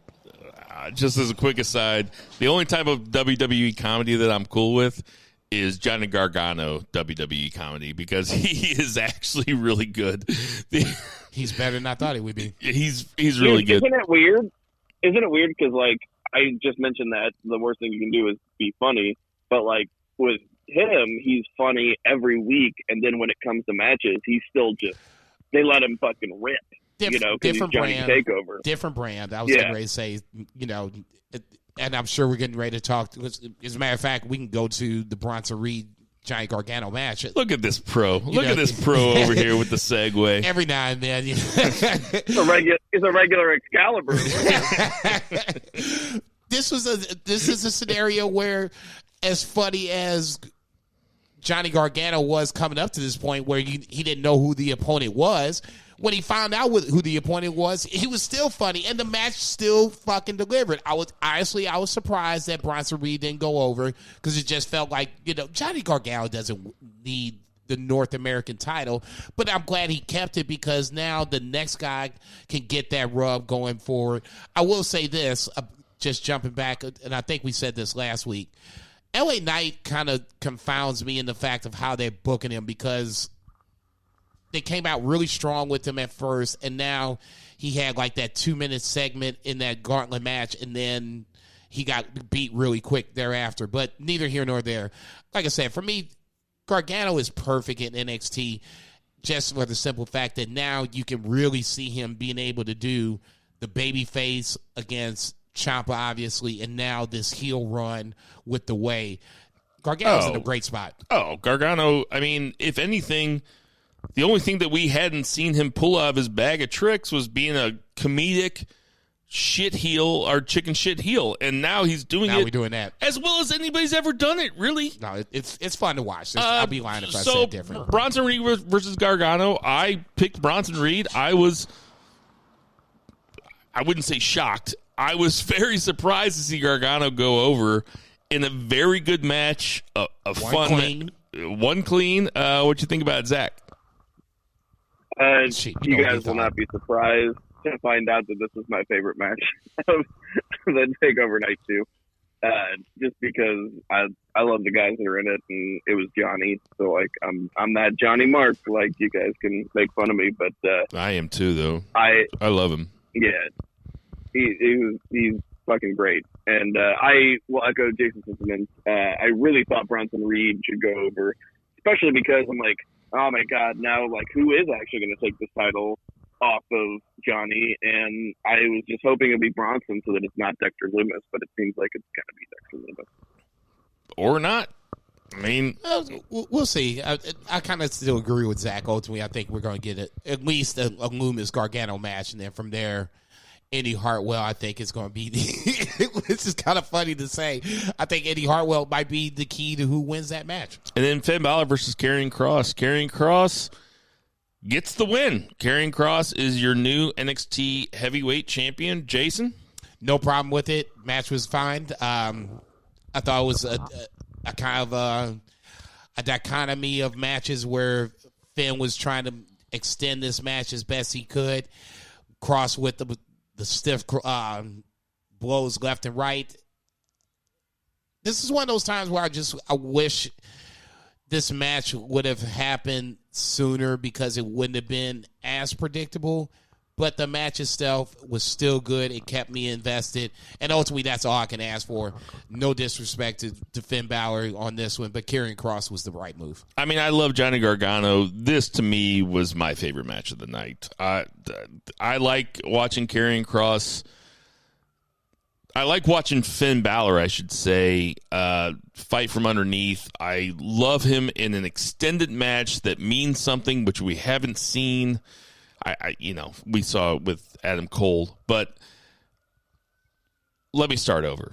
I fucking love Finn Balor. I think that Finn Balor brings a lot. The coup de grace is not my favorite finisher, but man, it looks like it really fucking packs a punch. I was into this match from the get-go, and that was my favorite match of night 2 with Gargano and Reed being a close second. Zach?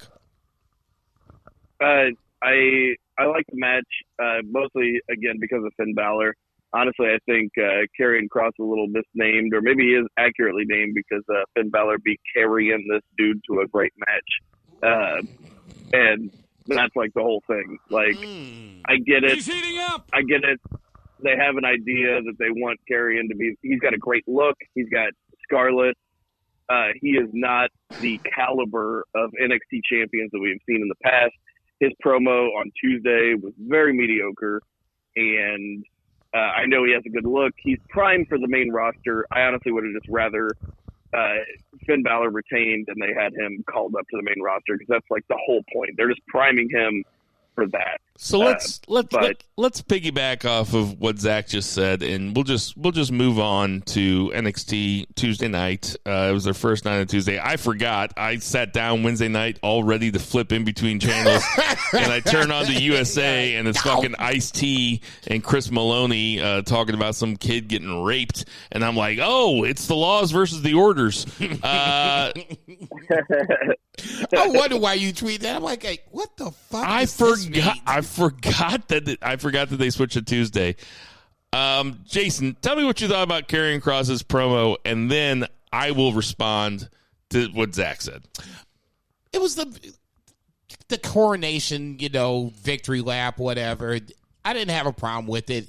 It basically just for me, it reaffirms the fact that A, I didn't lose the title. B, kudos to fucking Finn Balor for a good-ass match, but ultimately I did what I said I was going to do. And C, to me, more importantly, is that the gauntlet is thrown down. Whoever wants some can come get some. I think that Zach saying that Karrion Kross's promo on Tuesday night was mediocre, I think that's completely wrong. I think that promo was terrible. Just an absolutely awful promo that doesn't fit his character at all. He was kind of doing like this eyebrow thing that was supposed to be kind of, I guess he was trying to be charismatic. He was holding the mic out to the crowd. They were chanting, "You deserve it." It was like, wait, what the fuck? What is this character? Like, is he supposed to be giving props to Finn Balor? Is he supposed to be putting over Finn Balor? That just doesn't seem like that character to me. It was very cookie cutter. Very, I like to use this this as an adjective. It was very tough enough to me. It seemed like a guy that he was like standing in the ring with Hugh Morris, and he was supposed to be like cutting a promo for the first time or something. I thought that promo was shit, and it didn't jibe with what's the gal's name? Can't remember her name. Scarlett. I was going to say Penelope again. It was Scarlett's making all these crazy faces next to him. It's like, what is this act? The act. I gotta say something. That my wife again had great insight on because she only pops in every now and then. My wife was like, "What's up with her?" And I was like, "Oh, that's just her character." She's like, "What's her character? Just always have her mouth open." Tara getting into a joke and she don't even know it. That's great. That's good. I agree with Zach. I thought that promo, I watched it today and I thought it was actually bad, not just mediocre. I was being nice, but yeah, you're right. I thought it was bad. It's no different than what we've seen before. Okay, Raquel Gonzalez did the same damn thing. Okay. It just so happened that somebody else came out and stopped her. That's what I was ultimately waiting for. Somebody we can talk about the Raquel. We can go to that, but Raquel's was weird because all of a sudden she's a baby face. Right. It's like the next night she's just a fucking baby face, and Dakota's a baby face. And yeah, Dakota was crying behind her. It was almost like they were trying to piggyback off the Bianca Belair, Sasha Banks emotion of it when Dakota Kai's crying behind her. And to me, that seems kind of sexist. Totally. Are we just having now every woman just whenever they win they get to cry? It's just they get to cry and hug and they get to be emotional. It's totally sexist. Yeah, I thought it was a bad episode of NXT. I'm not going to say. Well, there was one bright shining point, but we can get to that later. In a second. And we haven't talked about this, but I'm pretty sure I know where we're going with this. I'll piggyback on this, and we're going to say that the segment was bad. I didn't necessarily have a problem with either, coronation speech, for lack of a better term. To me, my problem with this segment is then when you had Rhea Ripley and Bianca Belair come out and act like, the NXT is this, terrible factory of success where, we're all champions now, blah, blah, blah. Stop that shit. Everybody knows that. Anybody who's paying attention gets that. No, this is one of those times where Vince is, going in accord with how Triple H has kind of brought them up. Shayna Baszler is the person I can bring up in this scenario where if you want to talk about somebody that was an NXT creation that went up to the main roster and had little to no success, there's my example for that. I mean, outside of Aleister Black. Okay, Andrade, not even in the company anymore. There's plenty. There's plenty. Okay. Thank you, Samoa Joe. Thank you, Tubeer. We're going to get to that in a little bit. But that's kind of my point. Okay? Finn Balor came back. Okay, that's my point. Let's not act like this is a champion for NXT. This is not a win for NXT. This is a small win. It just so happened that Vince went along with what was happening. Asuka wasn't a huge shock for her to lose the title. Bianca Belair wasn't a huge shock to lose the title. I mean, the kind of the shock of the three of was probably Raquel Gonzalez. Outside of that, I mean, it wasn't a stretch that either one of the other two won the title. So don't sit up here and act like this is a fucking coronation of how great NXT is. It just so happened that Vince went along with what was going on at the right time. Kushida goes over Santos Escobar for the Cruiserweight title in a very good match and a very surprising ending. What a surprise. I loved it. Jason's acting like he's not surprised. Jason is not on the bill and Zach during this. Go ahead, Tubeer. Go ahead. Why do you think it was a surprise? Oh, just because, he had just won that ladder match. And I get, in kayfabe, it's kind of cool. And kayfabe is kind of cool, and they did mention it on commentary that he's been through a grueling ladder match. He's not on his A game, and it was kind of a surprise pin, like the way that they did it. Not a roll-up, but like a schoolboy. So, I get that. But also, this is kind of where Kushida needs to be. Maybe not Cruiserweight. I kind of would rather him have taken that North American title off Johnny if I'm booking the territory. But because that means more, and I think Kushida means more, but at the same time... It's about time Kushida got some gold, though. Agreed. About time Kushida got something around his waist. Agreed. Yeah. Yeah, because you have these guys and gals that they bring in, and then like William Regal's talking about bringing Soiree in, and that's awesome because the women's division needs a little extra input, especially because they've done fuck all with Toni Storm. She lost to Zoe Stark, and then we haven't seen her anymore. Like, what the fuck is that? So, you know, I'm just thrilled that, you know, somebody who's deserving and who, not just deserving, I hate the you deserve it shit, but that can actually fucking deliver, because he's a 6-time IWGP champion. He left Japan because Japan had nothing else for him. He didn't leave Japan because, like, he just wanted, like, a payday. Like, he had hit a ceiling, and he's like, I'm better than this, and he fucking left. Yeah, and Kushida does fucking deliver for sure. I'm not going to disagree with that. I'll just say this. This to me, and just in a small way, when Santos Escobar came out for his quote-unquote coronation speech, it kind of reminded me at the end when he threw it out there. It was like, you know, anybody that wants some can come get some, for lack of a John Cena term. But it reminded me of the Honky Tonk Man. Okay, and when he threw that shit, no, that's why I'm saying it wasn't a huge surprise, because I'm sitting there listening to him, and he's like, you know, I'm agreeing with him, you know, great match against, you know, Jordan Devlin, you know, undisputed cruiserweight champion, you know, nobody can touch me.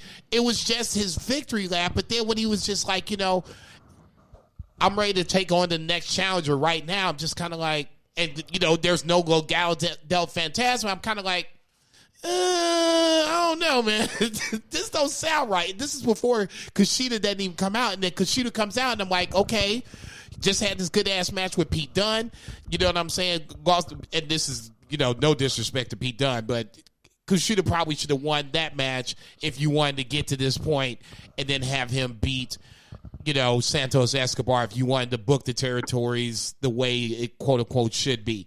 But, I mean, for me, like I said, to answer the question, it wasn't that big of a surprise. Like I said, open challenges usually end up in the way that it shouldn't be ended up. And for me, this is what was the end result. Well, that's not necessarily true, because John Cena had open challenge. No, not like that open challenge where it's like, you know, it's not like the Darby Allin John Cena open challenge where it's just like, you know, every week, you know, I'm throwing down the 1 week glove, come get some. Next thing you know, you lose the title. All right, a couple things that I want to get to quickly. Don't want to spend too much time on this shit. Frankie Monet, Tara Valkyrie makes her debut. It kind of got overshadowed by the moment with the 3 champions. I mean, I know that she can go. I know that she's a Lucha Libre AAA champion over and over and over again. Impact, whole shebang. Well, yeah. What are you expecting from her, Jason? Quick. I'm just asking that they don't do this right away. You know, there's plenty of Impact. I'm sorry. There's plenty of NXT talent on this roster to where you can build them both up and have a better match. As long as they don't do it right away, because I still say Raquel Gonzalez is a little green. It could be a good match. Just don't do it right away. 2 beer, Zach. I like that she came out and she called her shot. I like the Spanish aspect of it. Like, she's like, I'm Lower Loca, you know, like, and, you know, with Raquel Gonzalez, there's that, like, ethnic aspect. And even though Taya Valkyrie is not of that ethnicity, she's well respected in that culture. Sure. So that was cool. I don't necessarily love the Frankie Monet character, but I'm going to let it play out. No, I don't understand the. I'll push back on that for 30 seconds. It's the name that I don't like. Everything else is maybe that's it. And the name and the dog. No, like, that was her Impact gimmick. That was her Impact gimmick. And Zach hates dogs. Okay, well, Roderick Strong. Roderick Strong. I can never run for office now. Like you were running anyway, Mr. Two Beard, Two Edible Zach Pullman. Roderick Strong resigns. I'm interested to see where that goes. I guess everybody else is interested to see where that goes. Unless somebody has a prediction, I'm just going to keep going. He'll come back as the latest heel. Okay. Swerve had a very good vignette, like a really good one, where he's sitting behind a mixing board and he's talking about shit. My only problem with this is I do not like wrestlers bragging about having a good showing in the match but losing the match. Like, he's talking about how good he looked and that it meant that he was a big player. No, motherfucker. You lost the match. Okay, so timestamp this. And you know I'm right. No, timestamp this, because I'm always the guys that is screaming about wins and losses matter, and now you're coming over to my side. And now I'm just getting ready to say this. This is heel mentality 101. No, yeah, it is. He doesn't even necessarily care that he won the match. He's more concerned about how great he looked being in the match, being the standout performer. I get what you're saying, but that's not heel 101. Yeah, it is. It's a delusion mentality. We're thinking that no matter what happens, I know in my mind this is what's up. It was a good vignette, though. Yeah, no question. And he clearly looked good in that match. See, you need. I didn't see it because it wasn't in the Hulu, but I kind of agree with both of you guys. I see where Bill's coming from because it breaks kayfabe. Like, it doesn't matter how well you look. You fucking lost, right? It did seem like that thing where Bobby Roode used to come out in Impact and say, hey, I'm going to steal the show. We're going to steal the show. It's like, you don't care about stealing the show. You have to care about winning. Knock the motherfucker out in one punch. Yep. Yeah. It's a smarky thing. I totally get what you're saying. And not on national TV, you need to win. Zach, was the Pete Dunne vignette on your Hulu? It was not. Because Pete Dunne cuts a vignette and he really, really emphasized that he was the best technical wrestler on any brand. I mean, he really kept emphasizing that it was any brand. So, just a fun exercise, Jason.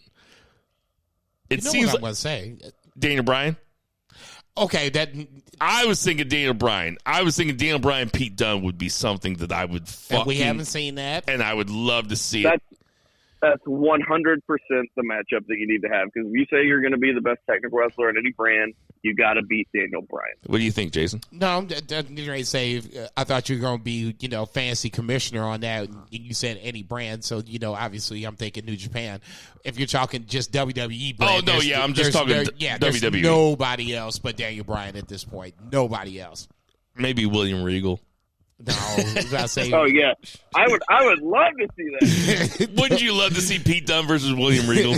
That'd be so much. I would pay $100. Wipe his feet in. It really would be so much fun. But I'm thinking that we are headed towards a Pete Dunne Daniel Bryan match. Let's see what happens on Friday, because I almost think that we're getting Edge Daniel Bryan in some form or fashion at WrestleMania Backlash. I wouldn't doubt that.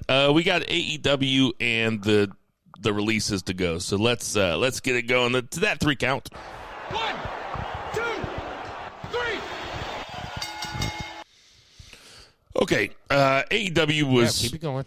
It was okay. It opened up with Young Bucks versus Death Triangle. Are you being facetious? No, I'm not being facetious at all. Uh-oh. That show ruled. This 2-hour episode ruled. All right. Zach, you take it away. I'm going to go piss. I'm shocked. I'm absolutely stunned.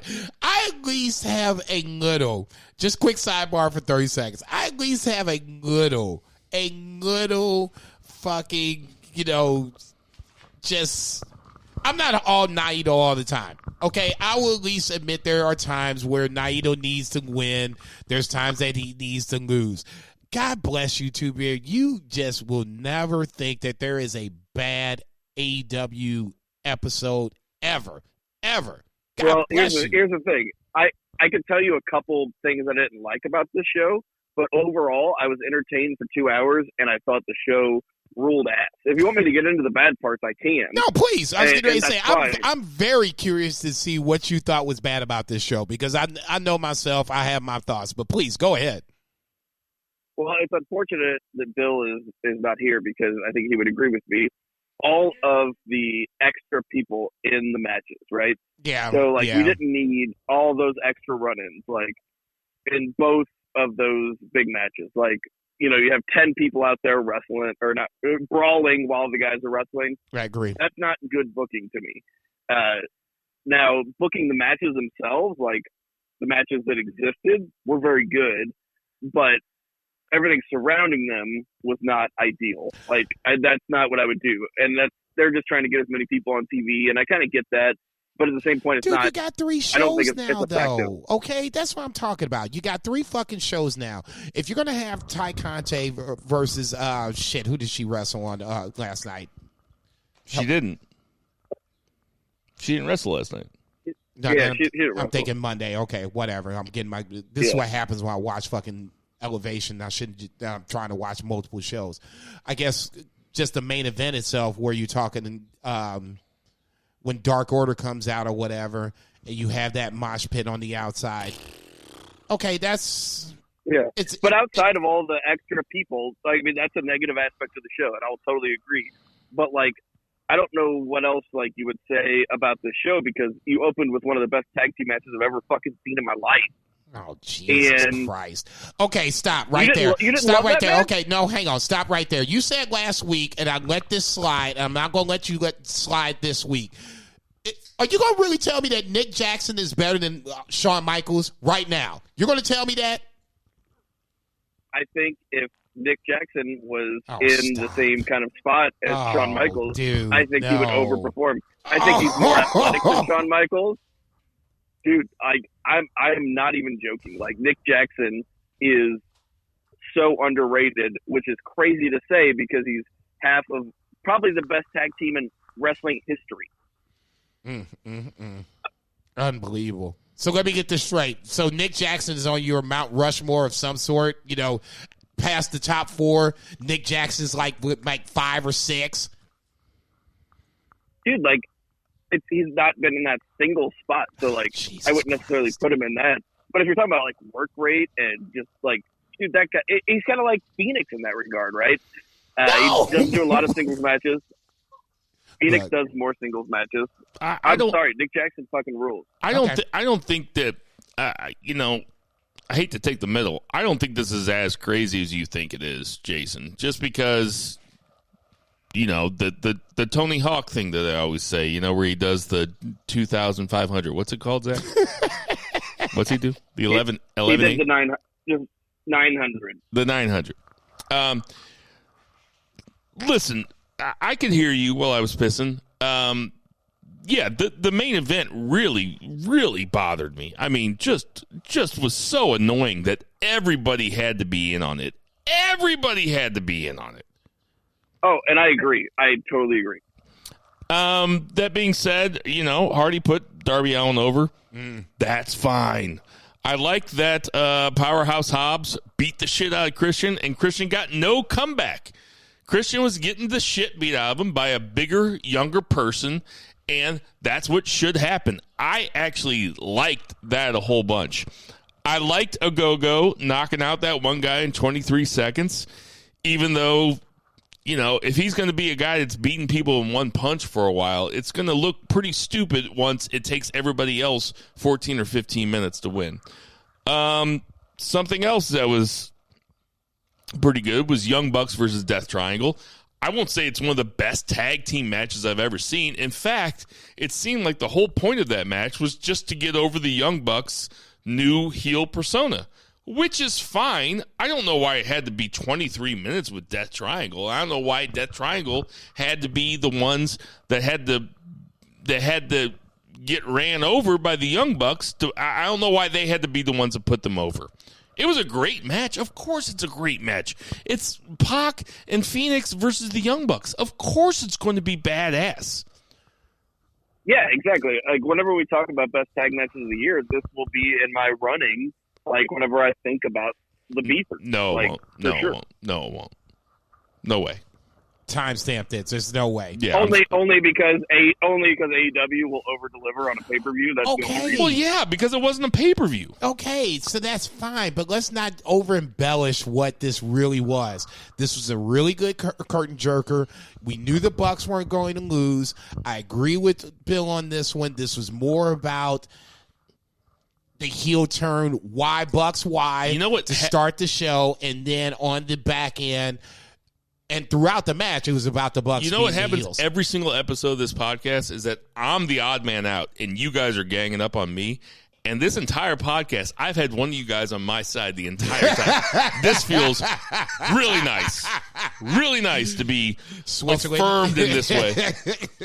But is there anything else you want to say? Like, do you have something specific to say about Young Bucks versus Death Triangle? Zach? It was just like a showcase match, right? So, like, if you are trying to garner new viewers, right? Mm-hmm. So, I know we're done with the Wednesday Night Wars, but at the same time, that dichotomy still exists. So, if you are trying to garner new viewers, this is the kind of thing that I would turn on at the bar, and people would be like, "Holy shit, what the fuck is this? This is like AEW. This is like a new promotion." Like, yes, they would be fucking into it, and that's what they're trying to do. And I think that is successful. Okay, I completely agree. Yeah. But you're somebody that watches AEW every single fucking week, and you're telling me that you think that this is one of the best tag team matches you've ever seen? We've seen 10 better tag team matches in AEW since its inception 15 months ago. Okay, maybe I had a little bit of hyperbole. Yes, I suffered from hyperbole, but I got him. Okay, how about this? Yes, it was a great. Yes, there you go. There you go. Reel it in, brother. It was nothing short of great, right? How about that? Like, it was a great match. And I'm not going to sit up here and knock that. I like everything around it. I like the fact that you brought Don Callis into it. I wore him down until he admitted it. No, and you're right. Like, so I am prone to hyperbole as a person. Yes, I got him. All I'm saying on this one is I'm not going to sit there and disagree with that. The match was not extremely entertaining from the jump. Okay, yeah. Was the greatest tag team match ever? Probably not. But I love this match. What you think about? I will say the fucking Young Bucks are in every greatest tag team match I've ever fucking seen, though. So, okay, fine. There you go. And except for, I do have to point out the War Raiders versus Mustache Mountain. No, he said this is his list. This is his list. Yeah, but I will point out, like, I don't know if you guys know, because I didn't know until I saw it on the internet, but like part of the Young Bucks' new heel gimmick is their ring gear, which was cool. It was very reminiscent of Kenny Omega. They have like the wings, you know, but the shoes they were wearing are apparently like, and it feeds into the heel representation of them selling out for money. Those are like $7,000 fucking shoes. Like those fucking. Oh, okay. Yeah, I'm not a sneaker guy. I can't afford to be, but yeah. No, I agree with that, Joey. I mean, it's the little things that, you know, just makes the heel gimmick that much better. I agree with you totally, because the star of AEW was like, you know, this is a newer, better Bucks or whatever. So I'm like, okay, what's a newer, better Bucks look like? And they came out, I was like, all right, I can deal with this, cleaner look, you know, the whole shebang. That you're a nerd drop works better when you guys aren't sitting in the same room with me and you guys can't hear it. No, I was getting ready to say the only problem with this one is you got Tubi on or Bluetooth or whatever. I know you can hear it. Yeah, I can hear it. So. No, I knew he could hear it. I was Red Velvet, Jade Cargill. Jade Cargill is a fucking star, man. She's awesome. Legit as it She's can gonna be. be a fucking. I want her to be a Marvel villain. Like, she's got that kind of look. Like, I want her in the fucking MCU. Yeah. I want her. I want her more to than win I want her in AEW. I want her to win the TNT title sometime. I really do. No, I really do. I think that she's good enough and she's big enough, and that it is. Like, I could see her beating a dude at some time. I'm not laughing because I'm laughing because it would never happen. I'm laughing because, you know, it's honestly a coin flip. If you put her against Darby Allin right now, it's kind of a coin flip because Darby Allin, God bless him, you know, he can jump off anything. He had that great coffin drop to finish the show, but Jade Cargill is on another level, man. It was a spectacular coffin drop to finish the show. Oh, no question. Yes. No question. I'm not a Darby Allin fan. This obviously is well documented. No, just get back to Jade Cargill for 30 seconds. I've always kind of worried about, you know, how fast they're going to push her because you can see the star potential. She's going to be a future champion at some point. If she is. If she did, holds the title that longer and her and Jade cross paths, this is something that I would be okay with, to see Jade win the title. Actually, I would almost prefer, Jade not win the title for like 6 months, get some good matches together, have Britt win the title first, and then Jade win it subsequently thereafter. But this is one of those matches where I was really looking for I won't say a hiccup, or I'm looking for Jade to be, a rookie, and she doesn't look like a rookie. She doesn't. Everything is crisp, on point. She looks the way she's supposed to look. And we shouldn't sell Red Velvet short by no stretch of the imagination. Like I said, you got to have a good dance partner. Red Velvet and Jade will be dance partners for as long as they're in AEW for the foreseeable future, number one. And number two, finally, it looks like they might be getting this women's division together. They at least now start having the talent. For sure. Now you got to book this shit right. Definitely. And then last, we had Jericho versus Bax Cashwood with Mike Tyson as the special enforcer. I knew. Like, I was hoping that this match, of all things, like, I wasn't hoping for a good match, even though I totally expected it, because Dax Harwood rules, Chris Jericho rules. The number one hope that I had for this match was that it would finally get Bill to realize which one is Dax Harwood. See, he just made that name up, though, didn't he? Are you serious? Is that the name? Well, Dax? everybody in wrestling just made their name up. No, not. Oh, Jesus Christ! Here we go. Not The Rock. Yeah, right. Okay, his name is Dax Harwood. We've had Dax Harwood. Yes. What's the other one's name? It's very Cash Wheeler. Okay. And but it's very clear Dax Harwood is the much better wrestler. That's why he's in those singles matches. No, that's why I know he wrestled that. Jungle's Boy. I know that. The one with the mutton chops is better wrestler. Yes, I know that. Okay. Yeah. We're going to try this. And I know that Matt Jackson is the one with the mutton chops also. Nice. Shout out to my boy on Twitter. It's finally stuck. Yes. All we need is mutton chops. So if we could get, like, Dakota Kai to wear mutton chops, we can get it going. That's exactly right. In fact, I'd like to see her with mutton chops. Fuck no, you better not put that girl with mutton chops. She's way too cute for that shit. All right. You guys want to talk about this match? It was fine. Once again, it goes back to what Two Beers said. It was the problem with this show, and ultimately the problem with AEW kind of going back and kind of moving forward. You didn't need all these motherfuckers to come out. I thought the whole reason to have Mike Tyson out there was the special enforcer, and then all of a sudden, here comes the fucking, the Butcher, the Blade, the Inner Circle, the Pinnacle comes out, the whole shebang. I mean, goddamn, man, enough's enough. Okay. Not to mention, the Pinnacle lost again. Thank you. This is 3 straight weeks in a row.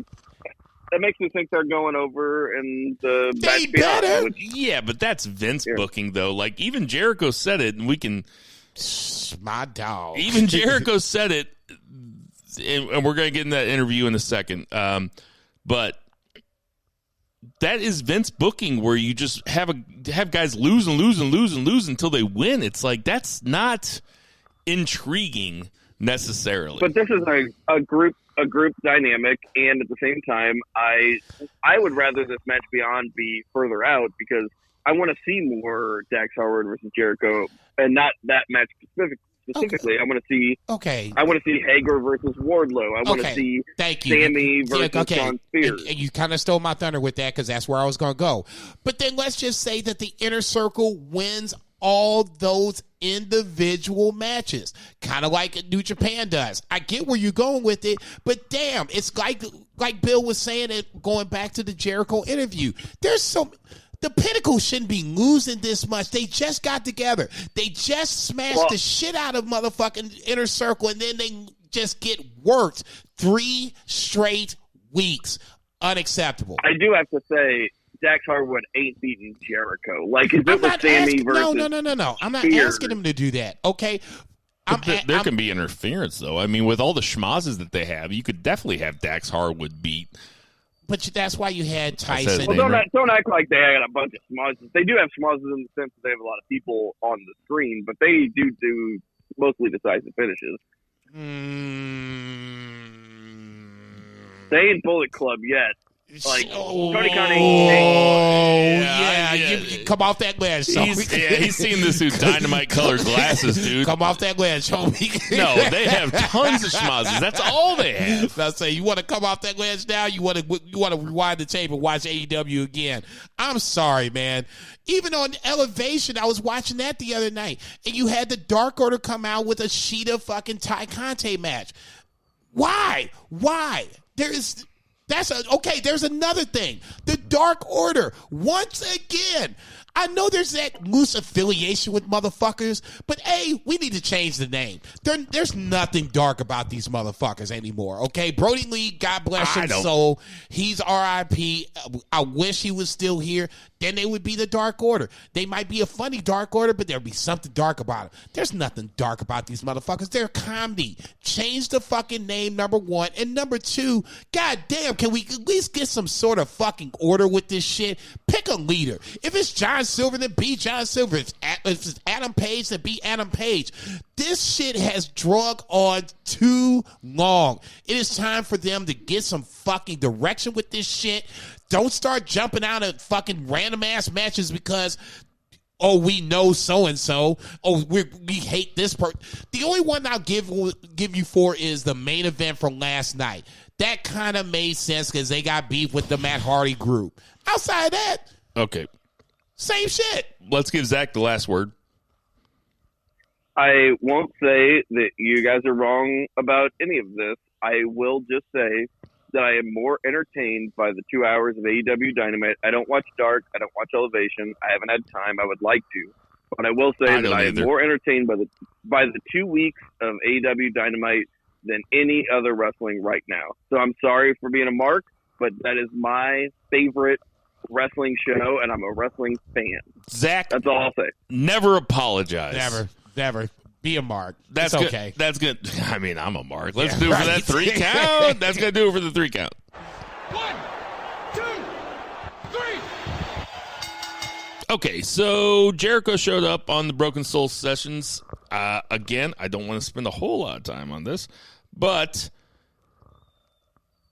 I thought the interview was really good. Zach texted, he put out to the text of the three of us that Steve Austin's just good at everything. That's exactly what I was going to say. Steve Austin is a very good interviewer.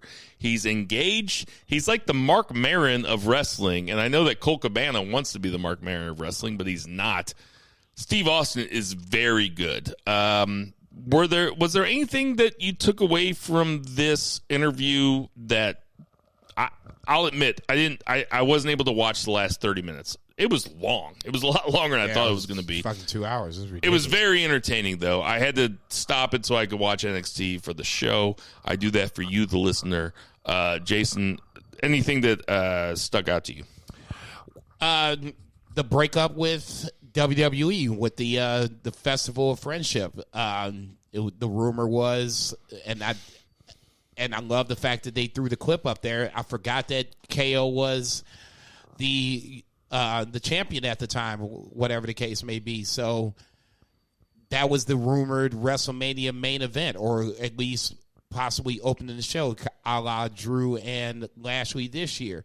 So, I mean, that to me was the one thing that kind of really stuck out, because I remember that build up to it.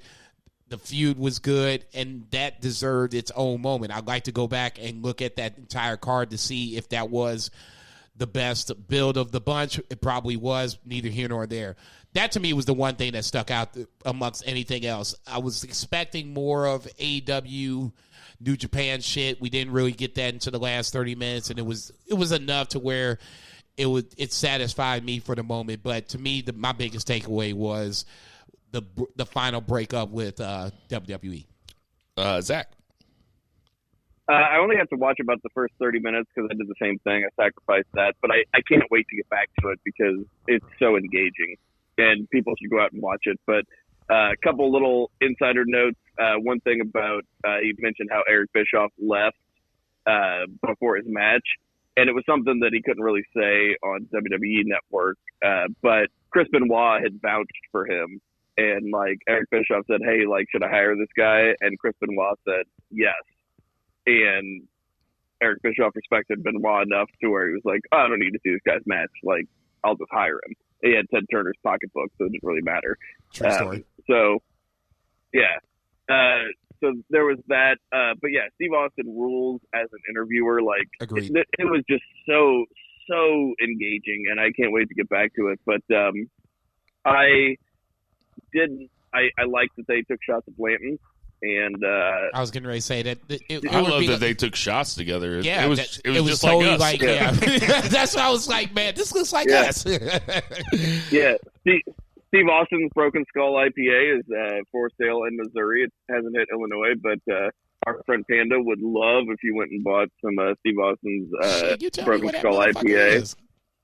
I really like the part where Jericho was talking about how he had actual heat for that first promo that he cut with The Rock.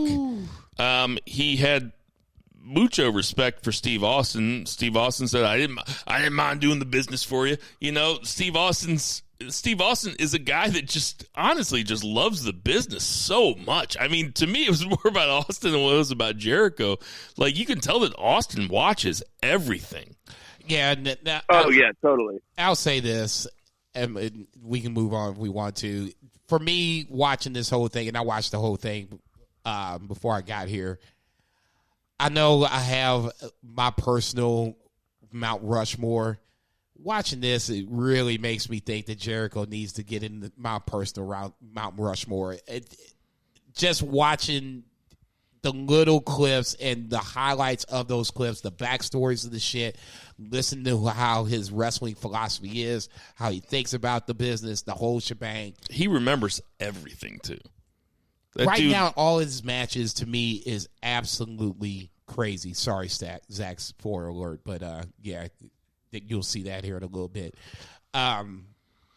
It's just amazing how he has this much knowledge, being 30 years in the game, and he's going to have at least another 2 or 3 years in the ring, and then God knows how long outside the ring. All right, and just like Zach, I can't wait to watch the rest of it. Let's get to those releases. This is banned from ringside. The current list of WWE releases, there might have been more during the show, but we have Bo Dallas, Kalisto, Tucker, Wesley Blake, who I think was in that. Yeah, he was the Sons of Anarchy or whatever they were called. Chelsea Green. That's accurate. What were they called? Give me a minute. I'll say I can't think of. Sons of Anarchy is good enough. Yeah, I was getting ready to say that's basically what they were. Chelsea Green was somebody that showed up on NXT a couple times, I guess. She was partnered with Charlotte Flair for a little bit. Matt Cardona's husband or Matt Cardona's wife, and she posts bikini pictures on Twitter. That's pretty much her main job. Okay. Billie Kay and Peyton Royce both got released. I would assume that Peyton Royce is going to show up in AEW just because she's married to Sean Spears. No, that's... Oh, you said Matt Cardona. Yeah, you're right. Peyton Royce is married to Sean Spears. Could. Yeah, and she's the more talented of the two. Like, it makes sense that they split up the Iconics, because I was like, why they split up the Iconics? And then they just, like, released both of them. I'm like, oh, well, that's why. Yeah. But Peyton Royce has potential. She was trained by Lance Storm. She has better fundamentals than Billie Kay, for sure. So if she did show up in the women's division, I wouldn't be mad about it. Nope. My girl, Mickie James. And then the big one is Samoa Joe. Pretty weird that Samoa Joe got released, so much so that it makes me think that Samoa Joe has to get released because, you know, he's been a commentator on Raw for the last 6 months, at least. And a good one, and he just was commentating at Mania. Right, like, that's the one. I'm just like, wow, that's that's a trip. I don't like this. What's the new guy on Raw? Adnan. Yeah, he's on MLB baseball or whatever, and that's his claim to fame. Apparently, Vince didn't know who he was or didn't listen to him, just basically hired him off the street or whatever. That's the shit I'm talking about, you know. if you're gonna release Samoa Joe, okay, so be it. But I mean, bring in somebody that's going to actually know the fucking product, because I mean, well, the guy he brought in was a play-by-play guy, right? But I mean, Raw was kind of hard to navigate. It was like the normal Raw. It wasn't a normal Raw versus Mania the way it should be, and the fact that you bring in this new guy in just kind of made it double worse. Okay, This is banned from ringside. I forgot to write down birthdays this week, and my internet's not working right now. Can you believe it? So happy birthday to all the people in the wrestling world whose birthday it is. Rabbit fever. Hey, everybody. Thanks for listening. We know there's a ton of podcasts to listen to, so we appreciate you guys listening to our podcast for F&B Eatery. Check. For Bill's Beard Company. Check. For Alucha Chris. Check. For Murray the Murray Man Murray. Check. For Vice. Check. I was waiting for that one. Who am I forgetting? No, you're good at this point. For Two Beers, Zach Pullman. Check. Good luck with that barbecue, buddy. For Jason Cornelius Bell, I am Bill Vagey. Everybody, bitches. Black Lives Matter. Check. Support your local weed dealers. Support Check. your local restaurants. And Double boo check. the fucking heels.